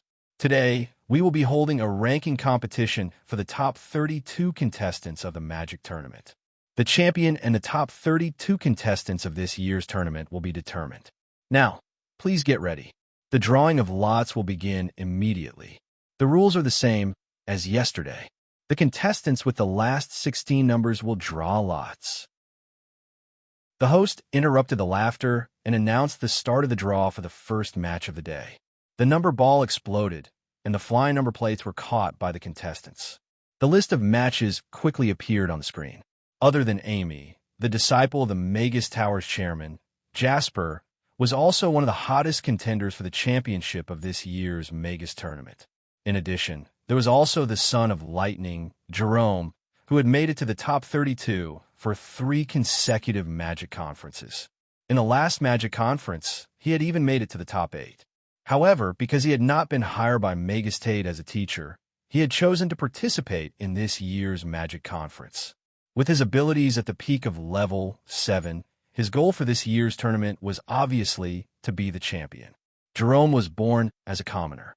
He did not have the background of a Magus Tower or a Magic family. He had relied on his own efforts and some opportunities to get to where he was today. He was extremely popular among the commoners. There were also a few magi at the peak of level 7 who were also seen as the hottest contenders for the championship. And people's expectations of the contestants' chances of winning were reflected in their odds for winning the championship. Jasper's odds were 3-0, and Jerome's odds were 3-5. Both of them were the hottest contenders for the championship, so the odds for the top 32 contestants were already so low. But Amy's odds of 1-0 were even more shocking. Although Amy's performance in yesterday's competition had been outstanding, showing the power of close combat magic and her clever use of long-range and close combat magic, she was still a child. And according to the Magi's analysis, she had not even broken through to level 7. Once she met a powerful Magus like Jasper or Jerome, she had no chance of winning. As for why her odds were so low, it was said that before yesterday's round of 64 to advance to the top 32, someone had bet 20 million copper coins that she would be the champion. So when the betting opened today, her odds had changed from 100 to 1-0. Although Amy's chances of winning were very small, according to the casino's staff, if she really did win, not only would the Magus Tower not be able to make money from gambling, they would also lose all the money they had earned from the entrance tickets. Am I lucky or am I unlucky? McKinley looked at the number 0 in his hand, a little worried. It was already good luck that he had not drawn Jasper or Jerome. But drawing Amy, who had attracted a lot of attention, gave him a headache. Although it was said that she had not broken through to level 7, but yesterday, even Albin of the Magus Tower had been defeated by her. It was clear that her abilities could not be judged purely by levels. Born in the MO family, McKinley was very clear about Albin's abilities. But as a high-level Magus, he also had his own pride and confidence. After the host announced that the contestants had gone to their respective arenas, he quickly began to think of a strategy. The key to Amy's victory was to make the first move. As for her opponent, even if he was a high-level Magus, if he could not use high-level magic in battle, it would be very difficult for him to defeat her.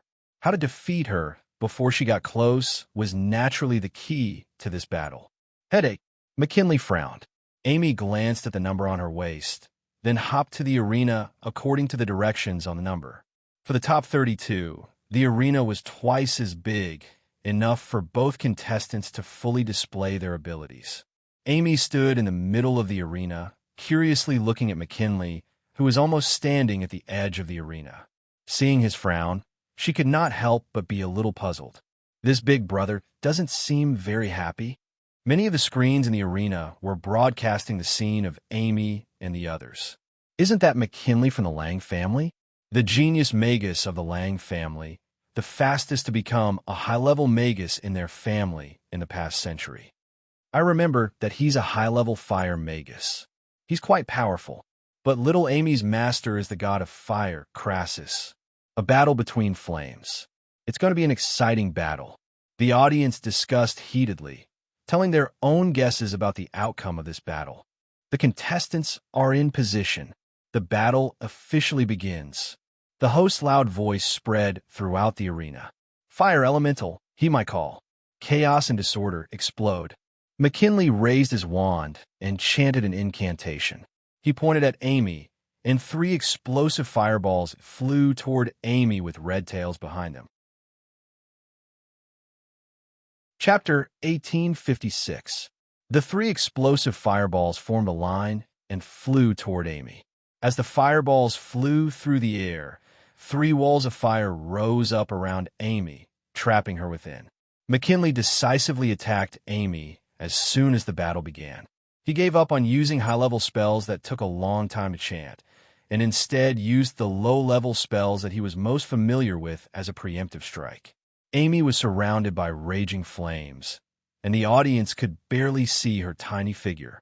They couldn't help but feel a little anxious as they looked at the 3 explosive fireballs hurtling toward her. Although the explosive fireballs were a very basic fire-type spell, under the enhancement of high-level magic casters' powerful magic power, the effective range of these 3 explosive fireballs was enough to cover all targets within a radius of 100 meters. Everyone was concerned about whether AI Me, who had lost the initiative, could survive this wave of attacks. On the platform, Brent's eyes lit up, and he reflexively clenched his fists. If McKinley could defeat Amy in this round, then he would take him as his disciple. In any case, he wouldn't be the one to lose out if he took such a prodigy as his disciple. Julian's expression was still calm, and there was a hint of mockery on his face. Wow, he's playing with fire. Amy looked at the walls of fire around her and the explosive fireballs in the air, and her eyes lit up. Then, she raised her hand with a smile. I can do that too. A ball of purplish-golden flames rose from her palm, and the 3 walls of fire retreated slightly, as if they had seen their king. It was as if they were bowing down to her. Go, little fireball. The purplish-golden flames were casually kneaded into an egg-sized fireball by Amy, and then she hurled it through the air. The purplish-golden fireball pierced through the wall of fire like a sharp sword, and a 1-meter-wide passageway was created in the wall of fire, and it took a long time for it to close up. Bam! The purplish-golden fireball collided with the 3 explosive fireballs in the air, and a dazzling explosion of flames filled the air. McKinley was shocked that Amy was able to nullify his preemptive strike so easily.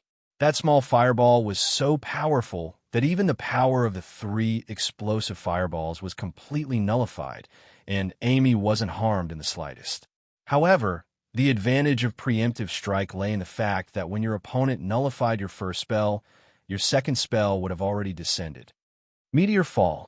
McKinley pointed his wand at Amy, and a dozen or so meteors with fiery tails appeared in the air above the stage, crashing down in a disorderly manner.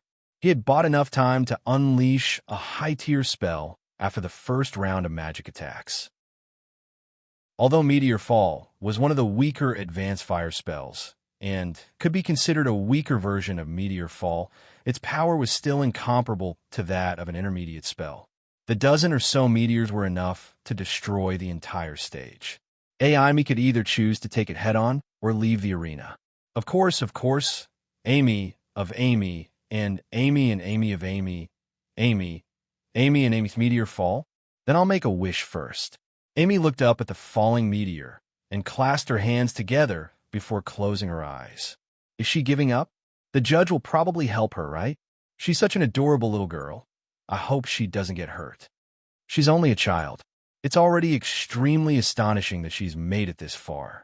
Reaching the top 32 at the age of 4 is already an unprecedented feat.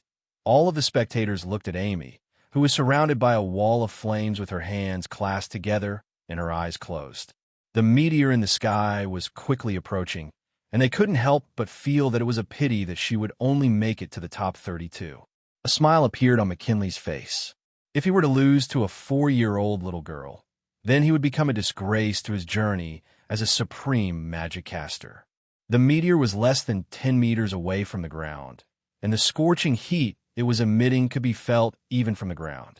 The referee raised his head to look at the burning meteor, then at Amy, and prepared to stop the match. Right at this moment, Amy opened her eyes and turned to McKinley with an adorable smile. "I made a wish. Now it's time for me to beat you up seriously." McKinley's brows furrowed, and then his eyes widened. Amy bent her legs slightly, and then she soared into the sky like an arrow. She brushed past a meteor, and then she stepped onto the meteor. Snow lotuses appeared beneath her feet with every step she took, and she actually ascended the heavens step by step, stepping on all of the meteors beneath her feet. She's ascending into the sky. The crowd erupted into an uproar. All of the spectators looked on with incredulity as Amy stepped onto the meteors and ascended into the sky. No one would have thought that she would be able to nullify McKinley's high-level spell in such a manner. The scorching flames on the meteor were unable to inflict any damage on her, as if they were just special effects. "Now it's my turn." Amy stood on the tallest meteor and looked down at the dumbstruck McKinley. She raised her magic caster's staff and then swung it down toward the meteor beneath her feet. Bam! The huge meteor was like a flaming baseball, and its speed of descent suddenly increased by several times. It instantly surpassed the other meteors and crashed down toward McKinley. I can see boom, rumble. A series of loud booms drowned out McKinley's voice. The meteor crashed onto the stage, creating a series of loud booms. The ground that had been reinforced by magic trembled slightly, and debris crashed into the protective barrier, creating a cloud of dust.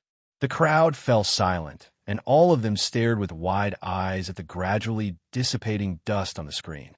They saw McKinley, who had fallen outside the stage and was being protected by the referee. His face was deathly pale, and he was half lying on the ground, looking a little disheveled. Then they saw Amy standing in the middle of the stage on her windfire wheels. Her little cape fluttered in the gentle breeze, and there wasn't a speck of dust on her body. There were a dozen or so craters in the ground, and a huge crater over 3 meters deep had appeared where McKinley had originally been standing. She's so cool. Have magic casters become even more violent than knights nowadays? She's so fierce, she's so cute. After a moment of silence, the crowd finally erupted into raucous cheers. They had once again witnessed an incredible battle. McKinley had attacked first and released a high-level spell, but in the end, he had been defeated by his own spell. It was quite a dramatic scene. McKinley looked at the crater and couldn't help but gulp. If the referee hadn't thrown him out of the stage in time, then they would have had to pick up his dismembered body in the crater. Big brother, fire is fun, but don't play around too much.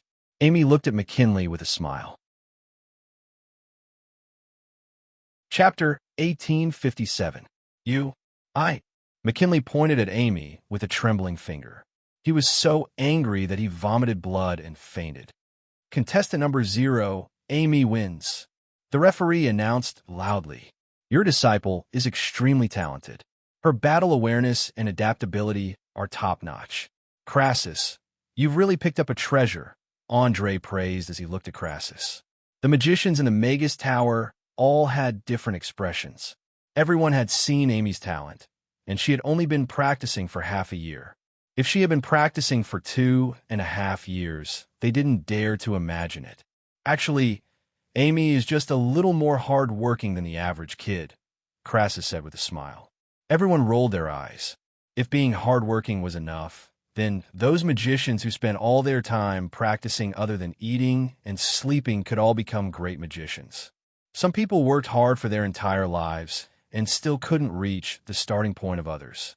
The world of magicians was just that cruel. It seems like the adults these days can't take any blows. Amy looked at McKinley, who was being carried away, and shrugged. She turned and walked back to the waiting area. As she walked, she watched the battles in the other arenas. Then, she revealed an astonished expression. These big brothers are so strong. Looks like I'll have to be more serious when I compete in the future. Amy returned to the contestants' resting area and waited for the next round to begin. She picked up a specially provided drumstick and muttered softly. The magician who was in charge of drawing lots twitched his mouth. She had been playing around all day yesterday, and just now? Amy gnawed on the drumstick as she stared at the big screen. From time to time, she would exclaim and clap for the magicians who had performed brilliantly. She seemed to have transformed into the best audience, not at all like a contestant who had just won a round of 32. The camera would occasionally sweep past her, and she had once again captured a group of fans. Only the magician, standing to the side, had a strange expression. This was because this little girl didn't exclaim for no reason. She kept muttering, "I've learned this. I could do this too. I didn't know magic could be played like this. I've learned it." What was this? Was this learning on the spot? This is an intense and exciting top 32 qualifier that you're also participating in. The second to end the battle was Jeremy. As expected of the son of lightning, his terrifying lightning magic suppressed his opponent to the point that he couldn't fight back at all. He displayed his strength at the peak of the 7th rank to the fullest and won easily. He's an opponent worth taking seriously. Amy's eyes sparkled as she watched Jerome walk toward the waiting area. Jerome was stunned when he saw Amy sitting in the waiting area. He was surprised that someone had finished the match faster than him. However, he quickly regained his cool expression and sat down in the waiting area. He closed his eyes and rested. Jasper then came to the waiting area. When he saw Amy, he was also surprised. He had thought that she would not make it past this round. He did not expect to see her in the waiting area again. When his gaze fell on Jerome, it was filled with fighting spirit. There was only one opponent that he had taken seriously in this magician's tournament. The victorious contestants returned to the battle area one by one. Once they sat down, they immediately began to recover their magic power. The next battle would begin after the last contestant finished his battle. Not every contestant could defeat their opponents as easily as Amy, Jasper, and Jerome. Most of the contestants who could enter the top 32 had some ability. The threshold was at least level 7. Many of the magicians had won with difficulty. They were still injured and had used up a lot of their magic power. This was the cruel part of the magician's tournament. The weaker you were, the more disadvantageous the continuous battle system was for you. This was because the strong could get more time to rest, while the weak could only be trapped in a continuous cycle of difficult battles. Of course, reality was many times crueler. In reality, there were no judges who could guarantee your safety. The last contestant defeated his opponent and staggered back to the waiting area. The host immediately announced the start of the draw for the top 16. Little Octopus Ball, with its cute appearance, good reputation, and delicious taste, became the most popular item in this gourmet tournament. Meanwhile, Mag's live teaching had also received a lot of attention. The head chef who hid in the kitchen of the restaurant had a sense of mystery to the diners. Recipes were the core of a head chef's competitiveness. Very few people were willing to share them, let alone the recipes of the head chef of a high-class restaurant like Amy's. Not only were the recipes completely open to the public, but they were also taught on the spot. Even people who knew that they couldn't learn it couldn't help but stop and admire it. The gigantic competition broadcast screen displayed Mag's every move in the simple kitchen in front of everyone. He was like a top-notch swordsman, moving between the 3 stoves and the 3 octopus barbecue plates. He turned the simple ingredients into scrumptious octopus balls, stir-fried octopus tentacles, and stir-fried octopus tentacles with soy sauce. His speed was so fast that it was dazzling, but he was calm and composed, and he was doing it with ease. Exclamation! Worship! Unbelievable! The faces of the onlookers were full of admiration for Meg. They never thought that a chef's job wasn't so simple. The effort and perseverance he put in behind his nonchalance could also be imagined. Of course, what made them stay was that the aroma of the stir-fried octopus tentacles and fried octopus tentacles and soy sauce was too tempting. People couldn't help but want to see with their own eyes what was emitting the aroma. Only then did they make up their minds to line up at the back of the long line. Octopus balls were a great after-dinner snack, suitable for the old and the young. Stir-fried octopus tentacles and fried octopus tentacles in soy sauce, paired with a bowl of white rice, were a fatal temptation for hungry people. Octopus sashimi was given the cold shoulder. This wasn't difficult to understand. At the moment when orcs were used to barbecued meat, eating octopus tentacles raw was always a little resisted. The line at Amy's stall had already turned from the entrance to the outside. The number of people in the queue was estimated to be more than 1,000. It was the stall with the hottest business in the first hour of the opening of the gourmet conference. There was no one else in the limelight. At the side of the stall that had been overcrowded, it seemed that the ones squeezing in the front row were always the same few familiar figures. At Amy's stall, the line of 8 people was moving forward at a speed visible to the naked eye. This was also the reason why more and more customers were willing to walk to the back of the line. The seafood stall next door was also popular with the housewives. 50 copper coins per caddy of octopus tentacles wasn't cheap, but it wasn't expensive either. Ordinary families could also afford it occasionally, and it wouldn't become a burden. They had learned the exclusive recipe from the head chef of the high-end restaurant and watched the live teaching. At this moment, they just wanted to fly back to their kitchens immediately and try to make a stir-fried octopus tentacle with their own hands to make their husband and children look at them in a different light. Angela thoughtfully put an ice pack in the weighed octopus tentacles to ensure that they could eat fresh and delicious octopus tentacles when they returned home after visiting the gourmet conference. The address of the small seafood stall was printed on the packaging bag. She believed that the attentive housewives would once again become customers of the seafood stall after tasting the sweetness. Am I going to be popular? Meg looked at the crowd of onlookers and raised his eyebrows. Chapter 1858. Live streaming was a very tiring job. Meg realized this after more than an hour of practice. His mouth was fast enough, but his hands could not be slow. Otherwise, the customers waiting in line would be dissatisfied. Therefore, after 3 rounds of live streaming explanations, Meg chose to play the recorded video. Yes, black technology was a good way to go. The cooking videos of the 4 dishes were played in turn. After each broadcast, a live video of him cooking would be cut to let them see how a real super chef worked. Compared to Mamie's, where he had to deal with dozens of dishes alone, navigating between the 4 dishes was indeed not a test for Meg. It was just that the restaurant's operating hours were only a few hours, and the merchants of the gourmet food conference were almost nonstop. This was the real test. "Boss, the small octopus tentacles are almost sold out," Angela reminded him in a low voice. "There's a freezer below the display case. It's full of small octopus tentacles. You can replenish them at any time." Meg glanced at the small mountain of small octopus tentacles, which had been piled up like a small hill, and almost no one was interested in the large octopus tentacles. Therefore, he asked the system to replace all the stock with small octopus tentacles. "Okay." Angela nodded and opened the door of the display case. It was indeed full of small octopus tentacles. If the bottom of the display case was all stock, then there would be no need to worry about a shortage. "Your octopus balls." Yabamiya handed a serving of octopus balls to a girl in a pale yellow dress in front of him. "Thank you." The girl flipped her fluffy hair, then turned to look at the man standing beside her. She said calmly, "Let's break up after eating these octopus balls." "Huh?" The boy with a bouquet of flowers in his hand was stunned. "Huh?" Meg also looked up in surprise. What are these two up to now? The girl was quite delicate and dressed well. The man was also handsome and dressed decently. It was just that the dark circles under his eyes were a little heavy. At first glance, they were quite compatible. "You've been very good to me all these years. Although you're quite a scumbag, I don't regret loving you."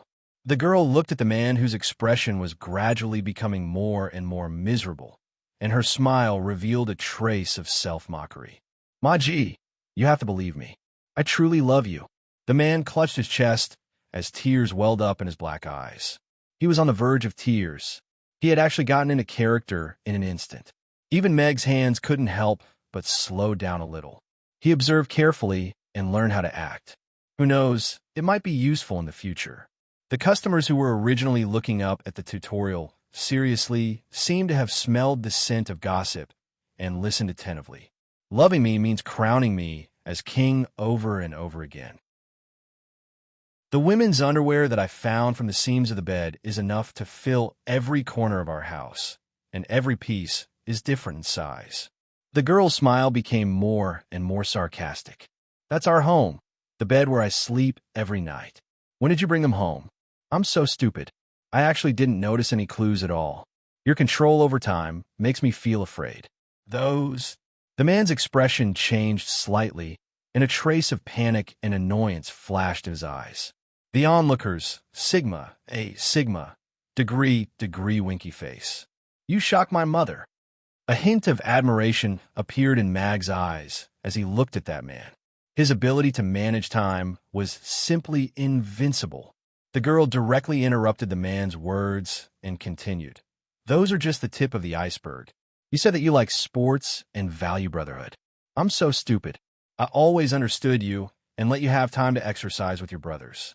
If I hadn't flipped through your diary a few days ago, I wouldn't have known that the sports that you guys are so passionate about are actually that kind of sports. The onlookers. Equals 3 meg. Equals 3 inch, all right. I don't want to force matters of the heart. My G, I've let you down all these years. I don't regret falling in love with you. Let's end it like this. The man threw the flowers in his hand to the ground and turned to leave. The girl looked at the man's distant voice and held the octopus ball in her hands for a long time without saying anything. Everyone looked at her with pity. It seemed that the girl had met a scumbag. Here's your money. After a while, the girl turned around and took out a silver coin and handed it to Yabamiya. Miss, you're our 666 customer today. You're very lucky to get a free meal, Meg said with a smile. Yabamiya had just raised his hand, but he quietly withdrew it. Really? The girl's eyes lit up, and she looked at Meg with surprise. Yes, it seems that you're quite lucky today. Meg nodded. The girl's face also bloomed with a smile, and she nodded. Yes, I dumped a scumbag and even got to eat cute and delicious balls for free. It seems that I'm quite lucky today. Good luck. You deserve better. Meg smiled and said gently. The girl nodded vigorously. Thank you, boss. She waved her hand and turned to leave. Everyone watched as the girl's figure disappeared into the crowd. She was wearing a light yellow dress and had fluffy hair. She was like a sunflower that had reared its head and was facing the sun. Then, the girls looked at Meg with an inexplicable gentleness in their eyes. Amy's stall was bustling with activity. In contrast, the surrounding stalls were somewhat deserted. Even the customers who were crowding in front of other stalls turned their heads to look at the big screen or were envious of the orderly queue. These fellows are actually spoiling him so much? This doesn't suit their status as customers. At Duca's stall next door, Alva looked at the huge crowd in front of him and gnashed his teeth in anger. Beat's expression was much calmer. He looked at Meg, who was teaching attentively on the big screen, and his mood was somewhat complicated. If it was said that he was still somewhat unconvinced when he lost to Meg for the first time, then after seeing Meg's open menu and teaching without holding back, he already understood the gap between him and Meg. Were these 4 dishes that were casually thought up to fool the audience and garner attention? Judging from the praises of the customers and the fragrant aroma wafting from the stall next door, that was clearly not the case. These were dishes that were highly sought after by the customers and could earn both a reputation and profit. Furthermore, the cooking method of each dish wasn't simple. Even if others wanted to imitate it and replicate it, it would still be extremely difficult. Just like Amy's other dishes, Alva had asked the chefs to replicate them on more than one occasion, but none of them had ever been able to replicate the same taste. In fact, it was very difficult to even replicate the same taste. As such, Amy's was still a unique existence. However, Mag was willing to teach these 4 dishes to everyone without holding anything back. There was no other chef in Chaos City who could compare to him, and no one on the entire Norland continent would be able to do so either. Chapter 1859. Rodu, in front of the Magus Tower. Today's qualifying matches were even more intense than yesterday's elimination matches.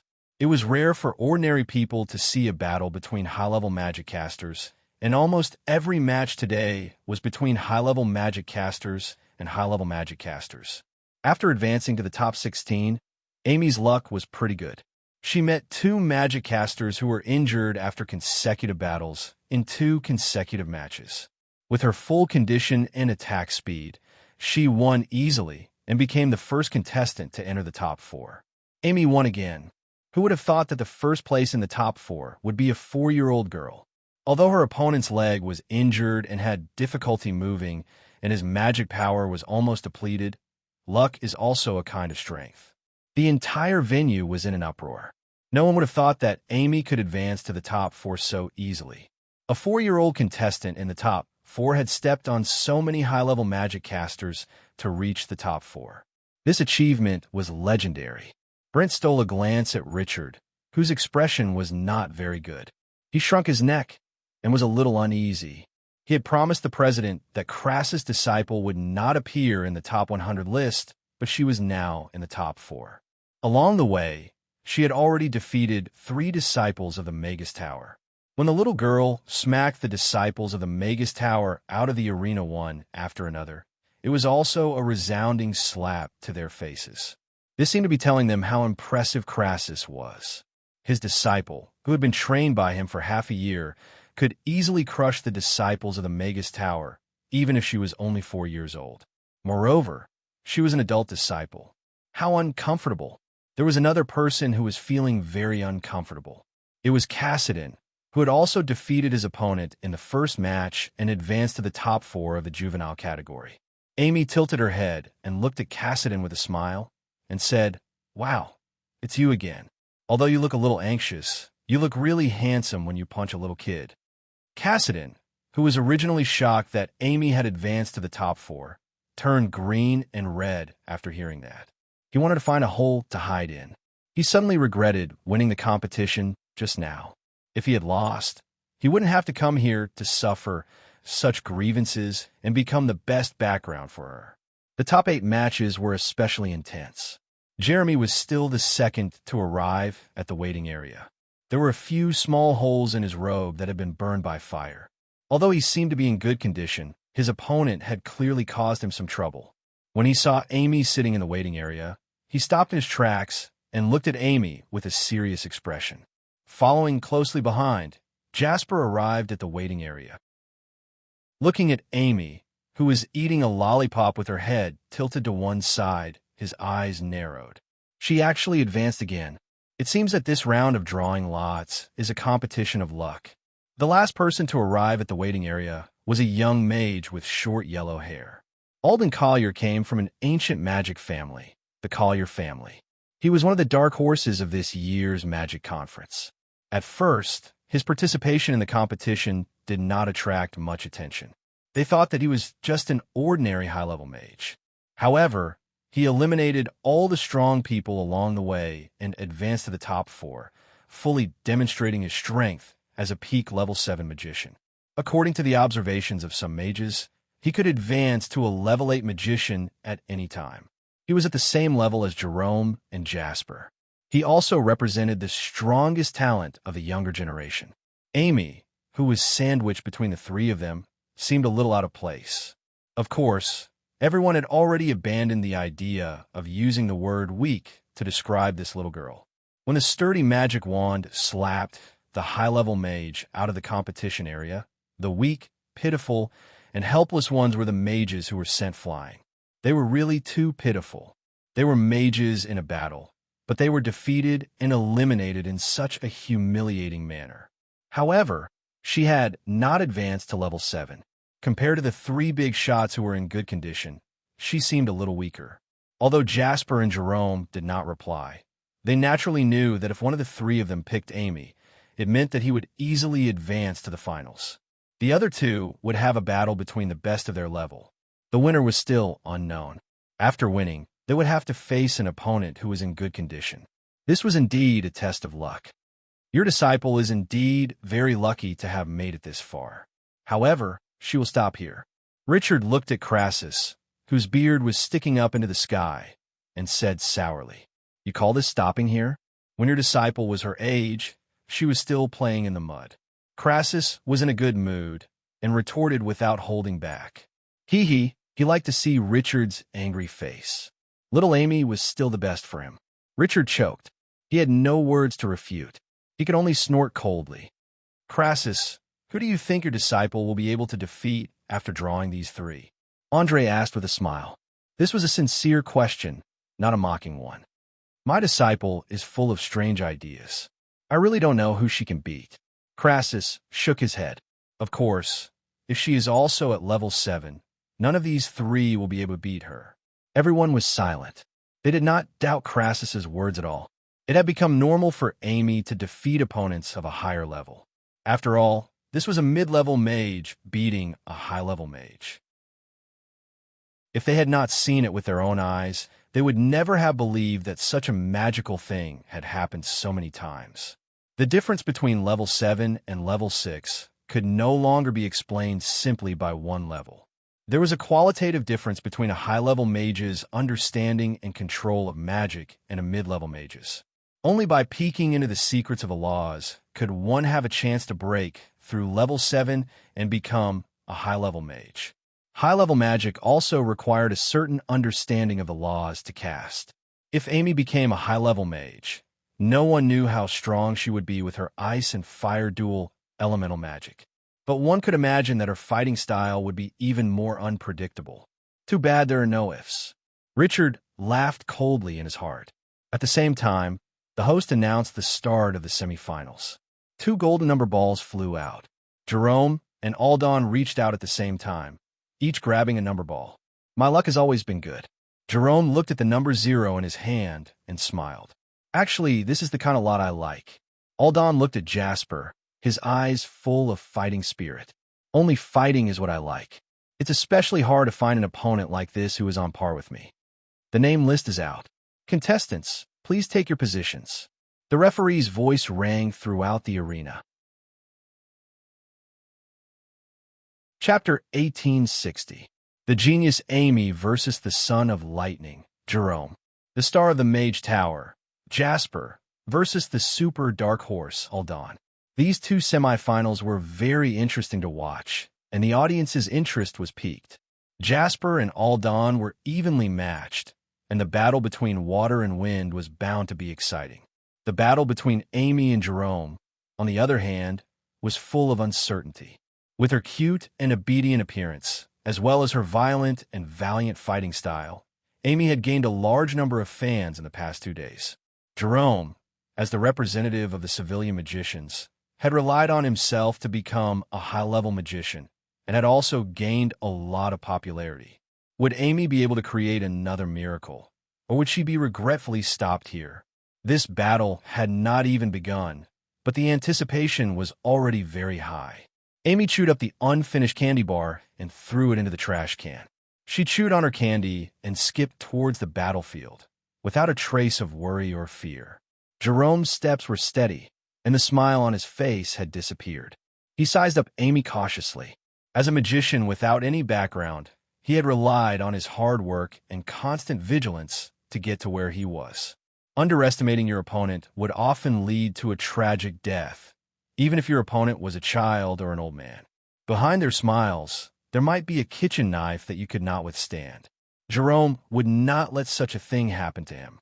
Moreover, those who had lost to Amy in the past 10 or so matches had already proven that she was not a harmless little rabbit, but a powerhouse who could easily send high-level magicians out of the arena. Big brother, do you play with lightning? Amy asked curiously as she looked at Jerome, who was standing in the distance. Yes, I am a lightning magician. Jerome nodded slightly. Wow, that's amazing. Amy's eyes lit up. She did not know who was better, this big brother or Ozzy. Jerome looked at the small Amy. Her delicate appearance, coupled with her soft and cute voice, was indeed a little too cute. Even a steely man like him could not resist. This is a competition. This is a battle. I cannot be fooled by my opponent's appearance. I must face myself. Jerome bit the tip of his tongue to quickly calm himself down. He regained his calm and started thinking quickly about how to end this battle as soon as possible. Lightning must be fast, right? Then how can I be faster? Amy rested her chin on one hand and looked at Jerome and fell into deep thought. Jerome should win, right? My entire fortune is on him winning the championship. This is definitely a lucky draw. If he had drawn Jasper or Aldan, he would have had to pay a huge price to win the semifinals. Then, he would have had no chance of winning the finals if he met an opponent who was in perfect condition. If Jerome loses this battle, the casino will probably go crazy. I heard that a big boss bet 20 million copper coins on little Amy when the odds were 100 to 1. Who knew that she would make it all the way to the semifinals? The screen in the arena was split into two, and the battle in both arenas was being broadcasted simultaneously. The audience was discussing enthusiastically, while the gamblers who had bet their entire fortune were extremely nervous. The casino controlled by the Magician Tower was indeed going crazy. The casino originally thought that the 20 million bet was just a free gift. They did not expect Amy to make it all the way to the semifinals. She showed an unstoppable momentum and even seemed like she could win the championship. If she won the championship, the casino would have to pay out $2 billion. Not only would the casino have wasted their efforts, but the Magician Tower would also have to pay out all the entrance fees. The Triennial Magician Tournament was not only to select talented magicians for the Empire, but also to earn money for the Magician Tower's activities. If Amy won the championship, this year's Magician Tournament would be like paving the way for someone else. Did you find out who bet the money? The 10th Elder, who was in charge of the casino, asked as he wiped the cold sweat off his forehead. 10th Elder, I found out. The money was bet by Duke Abraham, the man said with a bitter face. It was the Duke. The 10th Elder was shocked, and his expression became even more bitter. If it were someone else, even if the outcome was the worst, they might have been able to use other methods to fool them. But the other party was the king's brother, a duke of the empire. He was not someone they could fool. Don't worry, Elder. That little girl is up against Jerome. She won't be able to win, let alone win the championship, the man comforted. Yesterday, you said that she wouldn't be able to enter the top 32, but she's already in the semifinals. The 10th Elder sighed deeply and looked at Crassus, who was on the stage far away. The person chosen by Lord Crassus will not be simple. He's someone who always wants to be the champion. You're very strong. Why didn't the Collier family send you to the Magician Tower earlier? With your talent, it wouldn't have been difficult for you to join the Magician Tower. Jasper looked at Aldan, puzzled. Joining the Magician Tower won't make me stronger. Cultivation has always depended on oneself. Why should I join the Magician Tower? Aldan asked with a smile. You're arrogant. Jasper frowned.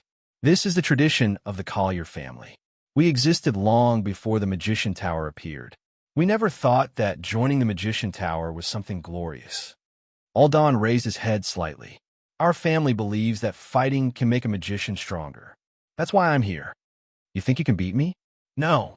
It's because I'm not confident. That's why I think this will be a very valuable battle. Aldan shook his head and looked at Jasper with a burning gaze. I hope you can give it your all. I want to see how strong a pinnacle grade 7 magician can be. Jasper's expression became serious. I'll give my all. I hope you won't disappoint me. The conversation between the two could be heard clearly. Before the match even started, the two were already at each other's throats. The audience's expectations were raised again. Should we say something? Amy blinked and looked at Jerome. Jerome's mouth twitched. He really couldn't say anything harsh to a 4-year-old girl. I'll get my all too. Amy clenched her little fists and said seriously, Amy, am super fierce. Jerome looked at her little fists with a complicated expression. He really couldn't see how she was fierce. The semifinals start now. The referee's voice rang out. Chapter 1861. The match began, and the entire stadium instantly fell silent. All of the spectators stared intently at the big screen, anxiously watching the semifinals of the two pinnacle matches.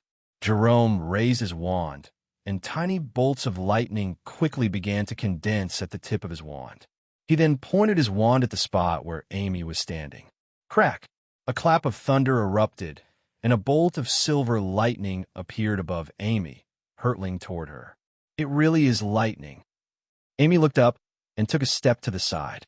The lightning struck the ground where she had been standing, leaving a bowl-sized crater and a patch of charred black on the hard stone floor. She dodged it so easily. Lightning magic is one of the fastest magic spells, and she managed to dodge it by walking? Is she just too lucky? That's not luck. If I'm not mistaken, she's still using melee magic. Her reaction speed and reflexes are both extreme, and she managed to get out of the lightning spell's range in an extremely short amount of time. Jerome's first attack had failed, and the atmosphere in the stadium began to liven up. Huh. A hint of surprise also appeared on Jerome's face. Even though Lightning Strike was only an elementary magic spell, it was very popular among lightning magic casters due to its extremely fast casting speed.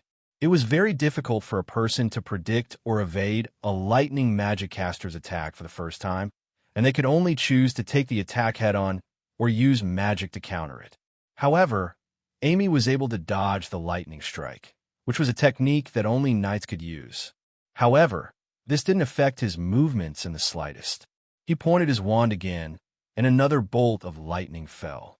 However, Amy once again dodged the lightning strike by stepping to the side. Claps of thunder continued to ring out, and Amy seemed to have activated a secret technique: repeated horizontal jumps. She was able to dodge all of the lightning strikes within a small area, and not a single one was able to hit her. It doesn't seem fast enough. It's not as fast as Aziz. Amy blinked and stared at Jerome with her magic caster staff in hand. She grinned, revealing her neat, white teeth. In that case, it's my turn. Jerome felt as if he was being targeted by a cheetah. He was on high alert, but he didn't panic or feel annoyed by the fact that his lightning bolt had missed. He narrowed his eyes at Amy, who had turned into a red blur and was rushing toward him. He quickly chanted an incantation and pointed straight ahead. Sizzle. The sound of electricity crackling could be heard as a ring-shaped electric net appeared in front of Jerome. Silver lightning crisscrossed to form a net, tightly surrounding him. Amy's charging figure abruptly stopped in front of the electric net. The tip of her magic caster's staff emitted a red glow, and she abruptly smashed it toward the electric net. Boom! Red sparks exploded at the point where the mage's staff came into contact with the electric net. In the blink of an eye, Amy stumbled back a few steps, and her magic caster's staff almost slipped out of her hand. The audience, who had been anticipating another miraculous strike from Amy, instantly erupted into an uproar. Amy's unstoppable melee magic had finally encountered an electric net that she couldn't break through. A smile also appeared on Richard's face as he looked at Jerome with a satisfied nod.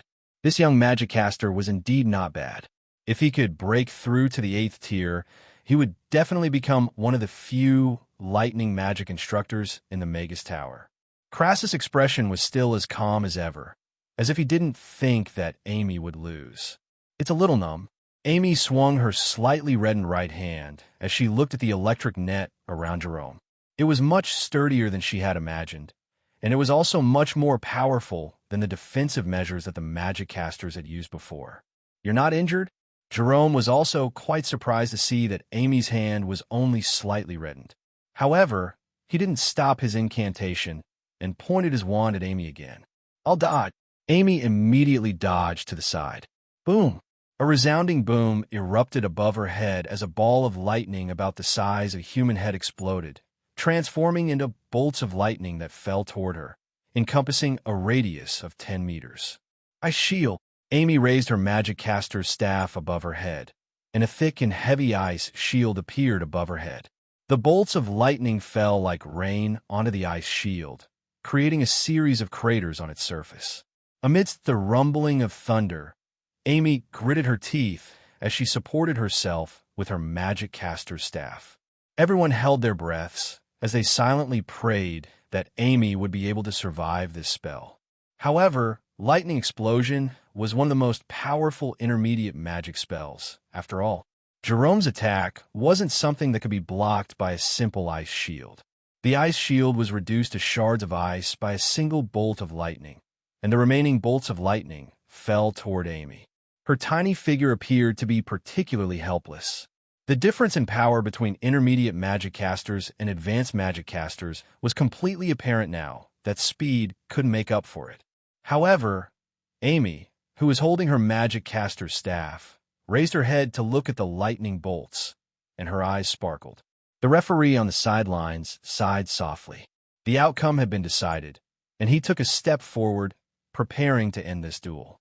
She hasn't admitted defeat yet. Crass's voice sounded, and the referee instinctively stopped in his tracks. No, many of the audience members instinctively closed their eyes. Jerome was also shocked, and he instinctively reached out his hand to stop her. He didn't expect Amy to not dodge, and he also didn't expect the referee to not end the duel.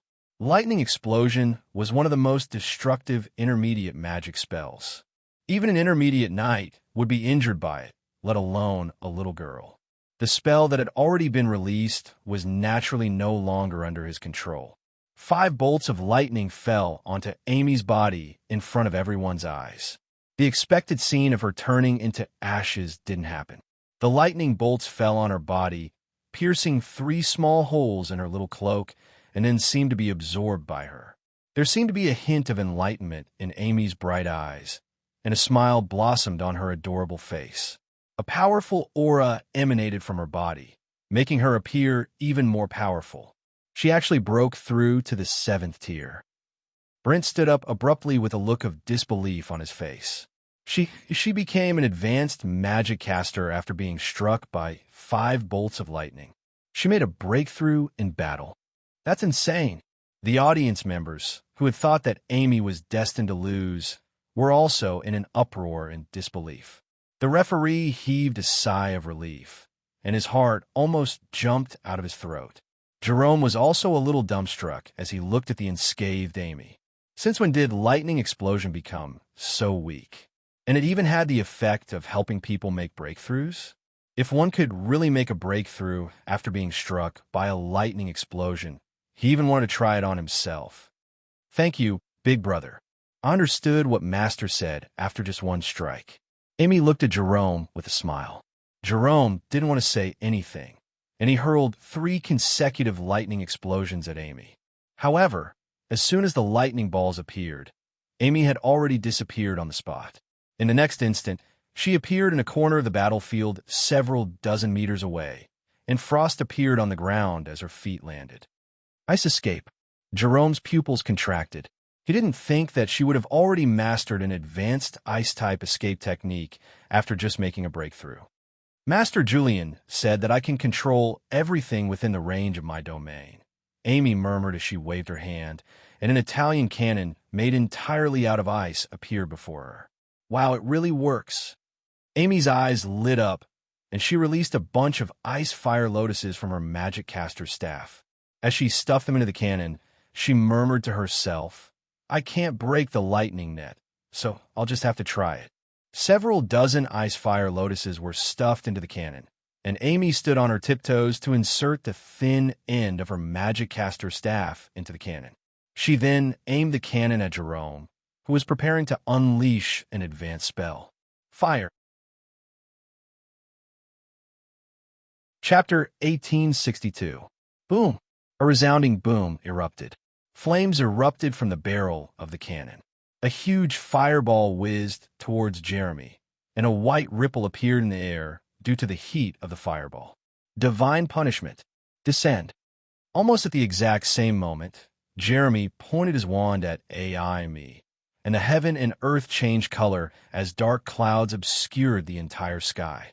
A terrifying tribulation cloud appeared above Amy. In a dark brown vortex of tribulation, lightning began to revolve in a frenzy. Lightning flashed within the tribulation cloud, and several bolts of lightning as thick as water buckets fell toward Amy. A mysterious electric field also appeared around her body. The fireball landed on the lightning net, and it exploded with a resplendent explosion, instantly enveloping Jerome. Dense bolts of lightning fell on Amy's body at the same time, and the blinding light made it impossible to see what was going on. This is a true clash of high-level spells. Divine Punishment is Jerome's most powerful spell, and it's also one of the most explosive spells among high-level spells. But what kind of spell is Amy using? Is it a strange flamethrower? A new type of wand? Whoever can withstand this attack should be the winner. Everyone held their breaths as they stared at the big screen. The dazzling lightning disappeared, and the dark clouds dissipated, but Amy had disappeared on the spot. On the other side, the dense lightning net had already disappeared in the explosion. Jerome's clothes were in tatters, and most of his hair had been burned away. He looked quite disheveled, and there was a hint of shock and disbelief on his face. "You're very strong, but I won." A voice sounded from beside him. Jerome reflexively raised his wand, and a thick magic caster's staff quickly grew larger and larger in his vision. Bam! A dull thud sounded. Jerome was sent flying, and before he fainted, he saw Amy standing where he had been standing with a smile on her face. Her silver hair was standing on end, and she was standing where he had been standing. Number 0 wins, the referee announced loudly. The live audience stared in shock at Amy, who was holding her magic caster's staff and standing in the middle of the potholed field. Her silver hair was standing on end, and there were a few obvious holes in her majestic little cape. But at this moment, she seemed to be covered in a layer of golden light in everyone's eyes, advancing in battle and slapping away the sun of lightning. Amy had once again turned the tables and refreshed everyone's understanding of her. The cheers of the crowd soon resounded throughout the square. This is all an act. Brent sat down with a dejected expression. This girl. Richard looked at Amy with a complicated gaze. There was no doubt that she would once again dominate the younger generation of geniuses after Irina. She was only 4 years old, and her future was limitless. This woman has a promising future. Andre looked at Amy like she was a treasure. Crassus smiled faintly and slowly released his grip on the armrest of the chair. If that kid had caused any problems to his precious disciple, he might have been unable to resist the urge to send him a fireball of blessing. Fortunately, Amy had not let him down. She had advanced in battle and defeated Jerome with a spell that even he couldn't understand. Have the times changed? Crassus looked at the cannon that had been shattered by the lightning. He remembered that Julian didn't know this spell either. It's going to explode. It's really going to explode this time. At the entrance of the casino, the 10th elder was as anxious as an ant on a hot pan. He had thought that Jerome was going to win, but who would have thought that Amy would advance in battle and turn the tables, dragging the casino into the abyss again? The employee who had been comforting him earlier had already hidden in a corner of the crowd, and he didn't dare to speak again. "Sir, we were going to win." She won again. The butler beside Abraham was already beginning to speak incoherently. After betting 20 million copper coins, he had watched every match with trepidation. He had watched Amy advance step by step to the top 32, the top 8, the top 4, and now she had defeated Jerome and entered the finals. This process was nothing short of miraculous. If she won one more match, the 20 million copper coins that the Duke had bet would become 20 million copper coins. What a huge sum of money. He didn't dare to imagine. Little boss is awesome. Abraham was also very excited. He clenched his chubby fists and shouted at the top of his lungs. He didn't have any of the modesty that a duke should have. "My lord, you have foresight and foresight." The steward looked at Abraham with admiration. "If little boss wins one more match, then my long-term meal ticket for the rest of my life will be guaranteed." Abraham smiled. As expected, all he had to do was to blindly trust Mr. Mac and Little Boss. The commotion also attracted the attention of Jasper and Aldan, who were fighting fiercely at the side. When they saw the unconscious Jerome outside the arena, their expressions changed. Clearly, they didn't expect him to be the one to lose, and their gazes landed on Amy, who was preparing to go to the waiting area. While they were shocked that she had broken through to the 7th tier, they also looked at her with more respect. Amy, who was only at the 6th tier, could already challenge high-level magicians. Now that she had broken through to the 7th tier, they could only imagine how powerful she would be. Looks like the finals will also be an interesting battle. Aldan retracted his gaze and looked at Jasper with a smile. Too bad that has nothing to do with you, Jasper said coldly. He pointed his magic wand at the sky and shouted, "Arrows fall!" Suddenly, it started to rain. The dense raindrops formed a line and became sharp arrows that fell towards Aldan. "It's just a drizzle. This isn't enough."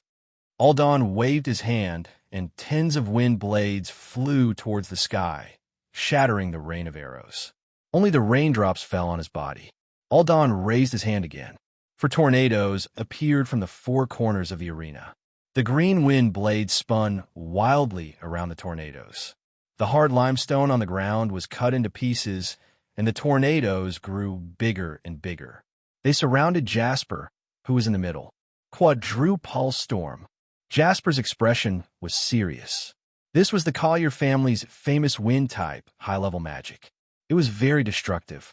In a battle where there was no way to distance oneself, this kind of magic was very advantageous. A water bubble appeared around Jasper's body, causing him to rise slowly. He started to chant a spell quickly. Blue light gathered at the tip of his magic wand, and he pointed it forward. Raging tsunami. Descend. Boom. There was a loud sound. It was as if the sky had opened a gate. A tsunami that was tens of meters tall appeared on the arena, crashing towards the four tornadoes and Aldan. Interesting. A smile appeared on Aldan's face. He raised his hands and shouted, "Rise." The madly spinning tornadoes elongated upwards and collided with the tsunami. The tsunami crashed into the tornadoes with a force of 10,000 tons. The tornadoes' sinking momentum was suddenly stopped. Feel the fear of the doomsday storm. Aldan smiled and pointed his magic wand at Jasper. The fifth tornado rose from the center of the arena. Chapter 1863. 5 howling tornadoes swept up a sky full of flying rocks. It was like the end of the world as they crashed into the incoming tsunami. The heavy tsunami did not last long before it was torn apart into raindrops. The sky cleared, and only the 5 tornadoes were left. They grew bigger and bigger, covering the sky as they swept towards Jasper. Jasper's expression changed. He raised his hand to set up a water barrier, blocking the wind blades that flew out from the tornadoes. As he retreated, he stared at Aldan and silently recited a spell. The rain fell on his body, drenching his clothes. The wind blades that flew out from the tornadoes tore his clothes and left wounds on his body. But Jasper's gaze was still fixed on Aldan. His gaze pierced through the tornadoes and the rain, and saw the victorious smile on Aldan's face. The battle between the pinnacle of the 7th-tier magic casters captivated the audience. Aldan's power also attracted the attention of the crowd. Before the start of the Magic Caster Tournament, no one even knew that the Collier family had such a powerful young magic caster. Even the personal disciple of the Magus Tower's president was suppressed by him. The powerful tornadoes tore the limestone ground apart, continuously squeezing Jasper's space of movement. As the tornadoes continued to grow and encircle him, he finally had nowhere to run. Brent stole a glance at Richard, who had a dark expression on his face. He was a little anxious. Every Magic Caster Tournament, the Magus Tower would send their disciples to participate. One of the original purposes of the Magic Caster Tournament was to train the disciples of the Magus Tower. All these years, almost every Magic Caster Tournament had a disciple from the Magus Tower who had made it to the finals and even won the championship. But if Jasper lost, then all the disciples of the Magus Tower would be eliminated. Aldan from the Magic family and Amy from the Crassus would enter the finals. The situation seemed to have been decided. Aldan crossed his arms and stood in the distance, looking at Jasper with a half-smile. There was a hint of mockery in his smile. The Magus Tower was just SOSO. The water in the tornadoes spun and rose into the air. Under the sunlight, it turned into a dazzling rainbow tornado, adding to the dreamy feeling. Jasper, who was retreating step by step, stopped at the edge of the arena. He looked up at the 5 rainbow tornadoes, and his eyes suddenly lit up. He seemed to have understood something. "Is it over?" Aldan looked at Jasper, who was standing motionless at the edge of the arena, and raised the wand in his hand. At this time, a heavy rain suddenly began to fall, followed by the sound of waves. This is Alden's movement, and his brows furrowed. Ah, a melodious voice suddenly rang out, seemingly coming from afar. The intoxicating voice, accompanied by the sound of the waves, was so pleasant to the ears. The moon of the moon of Alden's eyes were a little dazed, and the wand in his hand stopped. He just stared blankly in front of him, as if he had seen something unbelievable. Jasper, on the other hand, was standing at the edge of the arena, looking at Alden with a smile on his face. The strange scene left the audience scratching their heads in confusion. Jasper has broken through, Brent exclaimed. Yes. The pressure gave him the motivation to break through. The destroyed tsunami gave him the opportunity to break through. This battle was very beneficial for him. Richard finally smiled and nodded slightly. The elders of the Magus Tower all heaved a sigh of relief, and smiles appeared on their faces. If the personal disciple of the president of the Magus Tower lost to a disciple of a magic family, it would be embarrassing. Isn't this year's ranking competition a little too exciting? 2 contestants broke through during the battle. It seems that Master Crassus was right when he said that magic casters, like knights, can improve themselves through battle. I'm going to sign up for the next Magic Caster Tournament. Even if I can't get a good ranking, I can at least gain some practical experience. The disciples of the Magus Tower were also in an uproar. Jasper held his wand and suddenly pointed it forward. A water column as thick as a water bucket appeared in front of Alden and crashed into his chest. Alden, who was almost touching the woman, suddenly woke up from the illusion. However, his body was already sent flying by the water column, and he landed outside the arena. His back dragged on the ground for a few meters before coming to a stop. The 5 tornadoes lost control instantly and rushed out in all directions. They were extinguished by the referee after they left the arena. Jasper won. The crowd was in an uproar. Once again, the audience witnessed a thrilling battle in which a person made a breakthrough in the battle, turned the tables against the wind, and won. Although Alden's defeat was a little strange, it didn't stop them from knowing that Jasper had become stronger. You. Alden finally snapped out of his daze. He had actually fallen into Jasper's illusion. The singing and the woman from before were all fake. He couldn't help but blush. You actually broke through. However, he quickly realized that Jasper's aura had become stronger, and his expression changed. His main goal in this Magic Caster tournament was to help himself break through. He didn't expect Jasper to break through in the end. However, he was still unconvinced. What spell did you use just now? The Sea Witch, Jasper replied calmly. He couldn't hide the joy in his eyes. He clasped his hands at Alden. I still have to thank you. You gave me the opportunity to break through. Number 36, Jasper wins. The referee announced the results of the match. When I break through to level 8, I'll come and find you again. Alden climbed up from the ground and looked at Jasper solemnly. Anytime. Remember your words. Alden turned and left, his head held high and his chest puffed out, as proud as ever. Jasper watched Alden's back disappear at the exit and then turned to the contestant waiting area. The finalists of this year's Magic Caster Tournament have been announced. Contestant number 0, Amy, will be facing contestant number 36, Jasper. According to the rules, both contestants have 15 minutes to rest and adjust. The host's voice rang out again. The staff of the Mage Tower began to quickly repair the damage caused by the battle.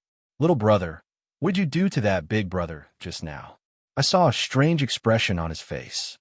Amy looked at Jasper, who was sitting beside her, and closing his eyes to rest. Jasper's expression froze.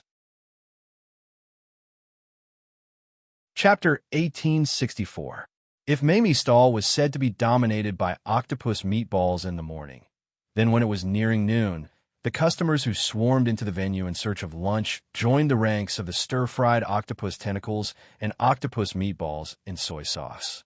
Vivian held Luna's hand as she looked at Meg, who was busy at the stall, and smilingly said, Mr. Mack is the center of attention wherever he goes. He is the favorite of all women. You have to watch him more closely in the future. Don't let him fall in love with the forest so easily. Vivian specially went to Chaos School for the gourmet meet today to bring Luna, who was handling the Foundation's affairs, out for a good meal and to relax at the same time. Don't talk nonsense. Luna blushed and pinched Vivian's hand gently. Vivian rolled her eyes and resentfully said, "Tisk, I heard what they were saying. All of them are coveting his beauty. If you don't take the initiative, you might miss it. You lass, you don't have a sweetheart yourself. Why are you talking about me every day?" Luna couldn't help but laugh in exasperation. Didn't I just get a new life? Why should I be in a relationship? Can't I just play happily by myself for a few years? But don't you like Boss Mag a lot? I just want you to be a little more proactive. That way, I can still freeload off your restaurant in the future, Vivian said seriously. You only know how to eat. Luna rolled her eyes at her, and then softly said, "Don't talk nonsense. It won't be good if Mr. Meg hears it and misunderstands." "Oh," Vivian answered. Vivian nodded as she smelled the aroma wafting through the air. She looked at the octopus tentacles that were being stir-fried in the wok and said, "Let's order all the dishes for lunch today. I think all of them look delicious." "Will be too much." Vivian waved her hand and said confidently, "It's all right. You can leave everything you can't finish to me." The line moved forward quickly. "Mr. Mack, you look especially handsome today." Vivian approached the counter and looked at Meg, who was wearing a set of white chef's robes, walking between several stoves with a smile. "Miss Vivian is just as beautiful today." Meg looked up at Vivian with a smile. He also greeted Luna, who was standing beside her. "Teacher Luna, are you also here for the gourmet conference today?" "Yes, I'm here to accompany Vivian." Luna nodded. Perhaps it was because of the high temperature of the stove, or because of Vivian's words, her face was slightly red. "What would the two of you like to eat?" Yabamiya asked with a smile. These two were Amy's regulars. 2 small octopus balls, 1 fried octopus tentacles and soy sauce, 1 stir-fried octopus tentacles, 1 sashimi with octopus tentacles, and 2 small bowls of rice. Vivian recited the order that she had prepared many times. "All right." Yabamiya nodded and began to ask for the next customer. Meg switched to a clean pot and began to stir-fry octopus tentacles in soy sauce and stir-fry octopus tentacles. The side dishes of fried octopus tentacles in soy sauce and stir-fry octopus tentacles were actually somewhat similar. However, compared to the stir-fry octopus tentacles dancing on the tip of the fire, the fried octopus tentacles in soy sauce gradually emitted a delicious flavor as the sauce gurgled and cooked. The 2 dishes were almost done at the same time. Meg turned around, raised the knife, and a serving of octopus sashimi was completed. He paired it with a simple secret sauce, packed 2 servings of octopus balls, and 2 bowls of rice. "Please enjoy." Yabamiya handed the packed food to Vivian and took the money from the latter. "Thank you, Mr. Mack. Goodbye." Vivian waved her hand and eagerly walked to the public dining area with the food. Luna nodded at Meg and quickly followed Vivian's footsteps. "Goodbye." Meg watched them leave and quickly looked away to continue cooking. "Tell me, did you peek at the 2 beautiful ladies in front of you just now?" The 2 people in the back row took up the position. The lady pinched the boy's waist and said coldly, "I didn't." The boy cried out in pain. "I saw your eyes drifting away." "You're lying." The lady narrowed her eyes like a detective. "Why would I lie to you? I'm a piggy if I did." The man looked helpless. The most important thing between couples is trust. The lady let go of her hand dubiously and stared into his eyes. "What's with the dark circles under your eyes? Didn't you tell me last night that you would go home and sleep after going for a run?" I missed you so much last night that I couldn't sleep. Maybe it's because of this." The boy's eyes drifted away. Meg looked up at the boy's hands that were clasped together uneasily. He was obviously an old pig. "Really?" The lady looked at him suspiciously, but the corners of her mouth were already curled into a shy smile. "Of course it's true." The boy's eyes lit up, and he raised his hand solemnly. "If I'm lying to you, may I be struck by lightning." Meg pursed his lips. If Oz was here, he really wanted to play along with the boy's act. "Okay, I believe you." The lady leaned into his arms coquettishly. "Excuse me, what would you like to order?" Yabamiya came back and asked the two of them. The two of them ordered a large serving of octopus balls.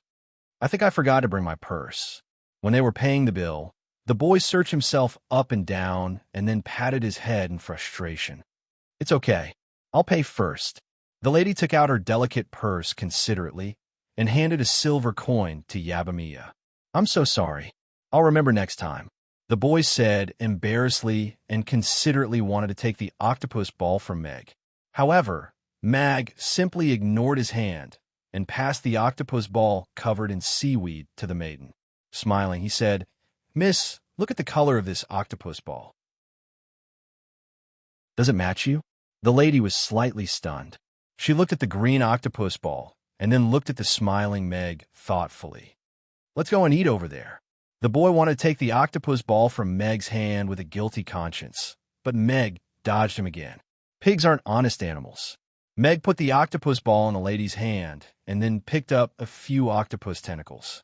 He chopped them and said leisurely, "This octopus has many legs, so it's easy to chop them. You still have to chop them." The boy felt inexplicably guilty. He raised his hand and wanted to hold the lady's shoulder, but she took a step back and avoided him. "I feel a little unwell today. I want to go back first. You can eat by yourself." The lady held the octopus ball and shook her head. She turned and walked towards the entrance. "You're tuning in to the Romance Rendezvous YouTube channel. We're so grateful for your support, and don't forget to subscribe to join us on this incredible journey through captivating stories. Your generosity through donations truly makes a world of difference, as it's the primary source of revenue that allows me to expand and enhance this channel for you. Thank you from the bottom of my heart for being a part of this adventure.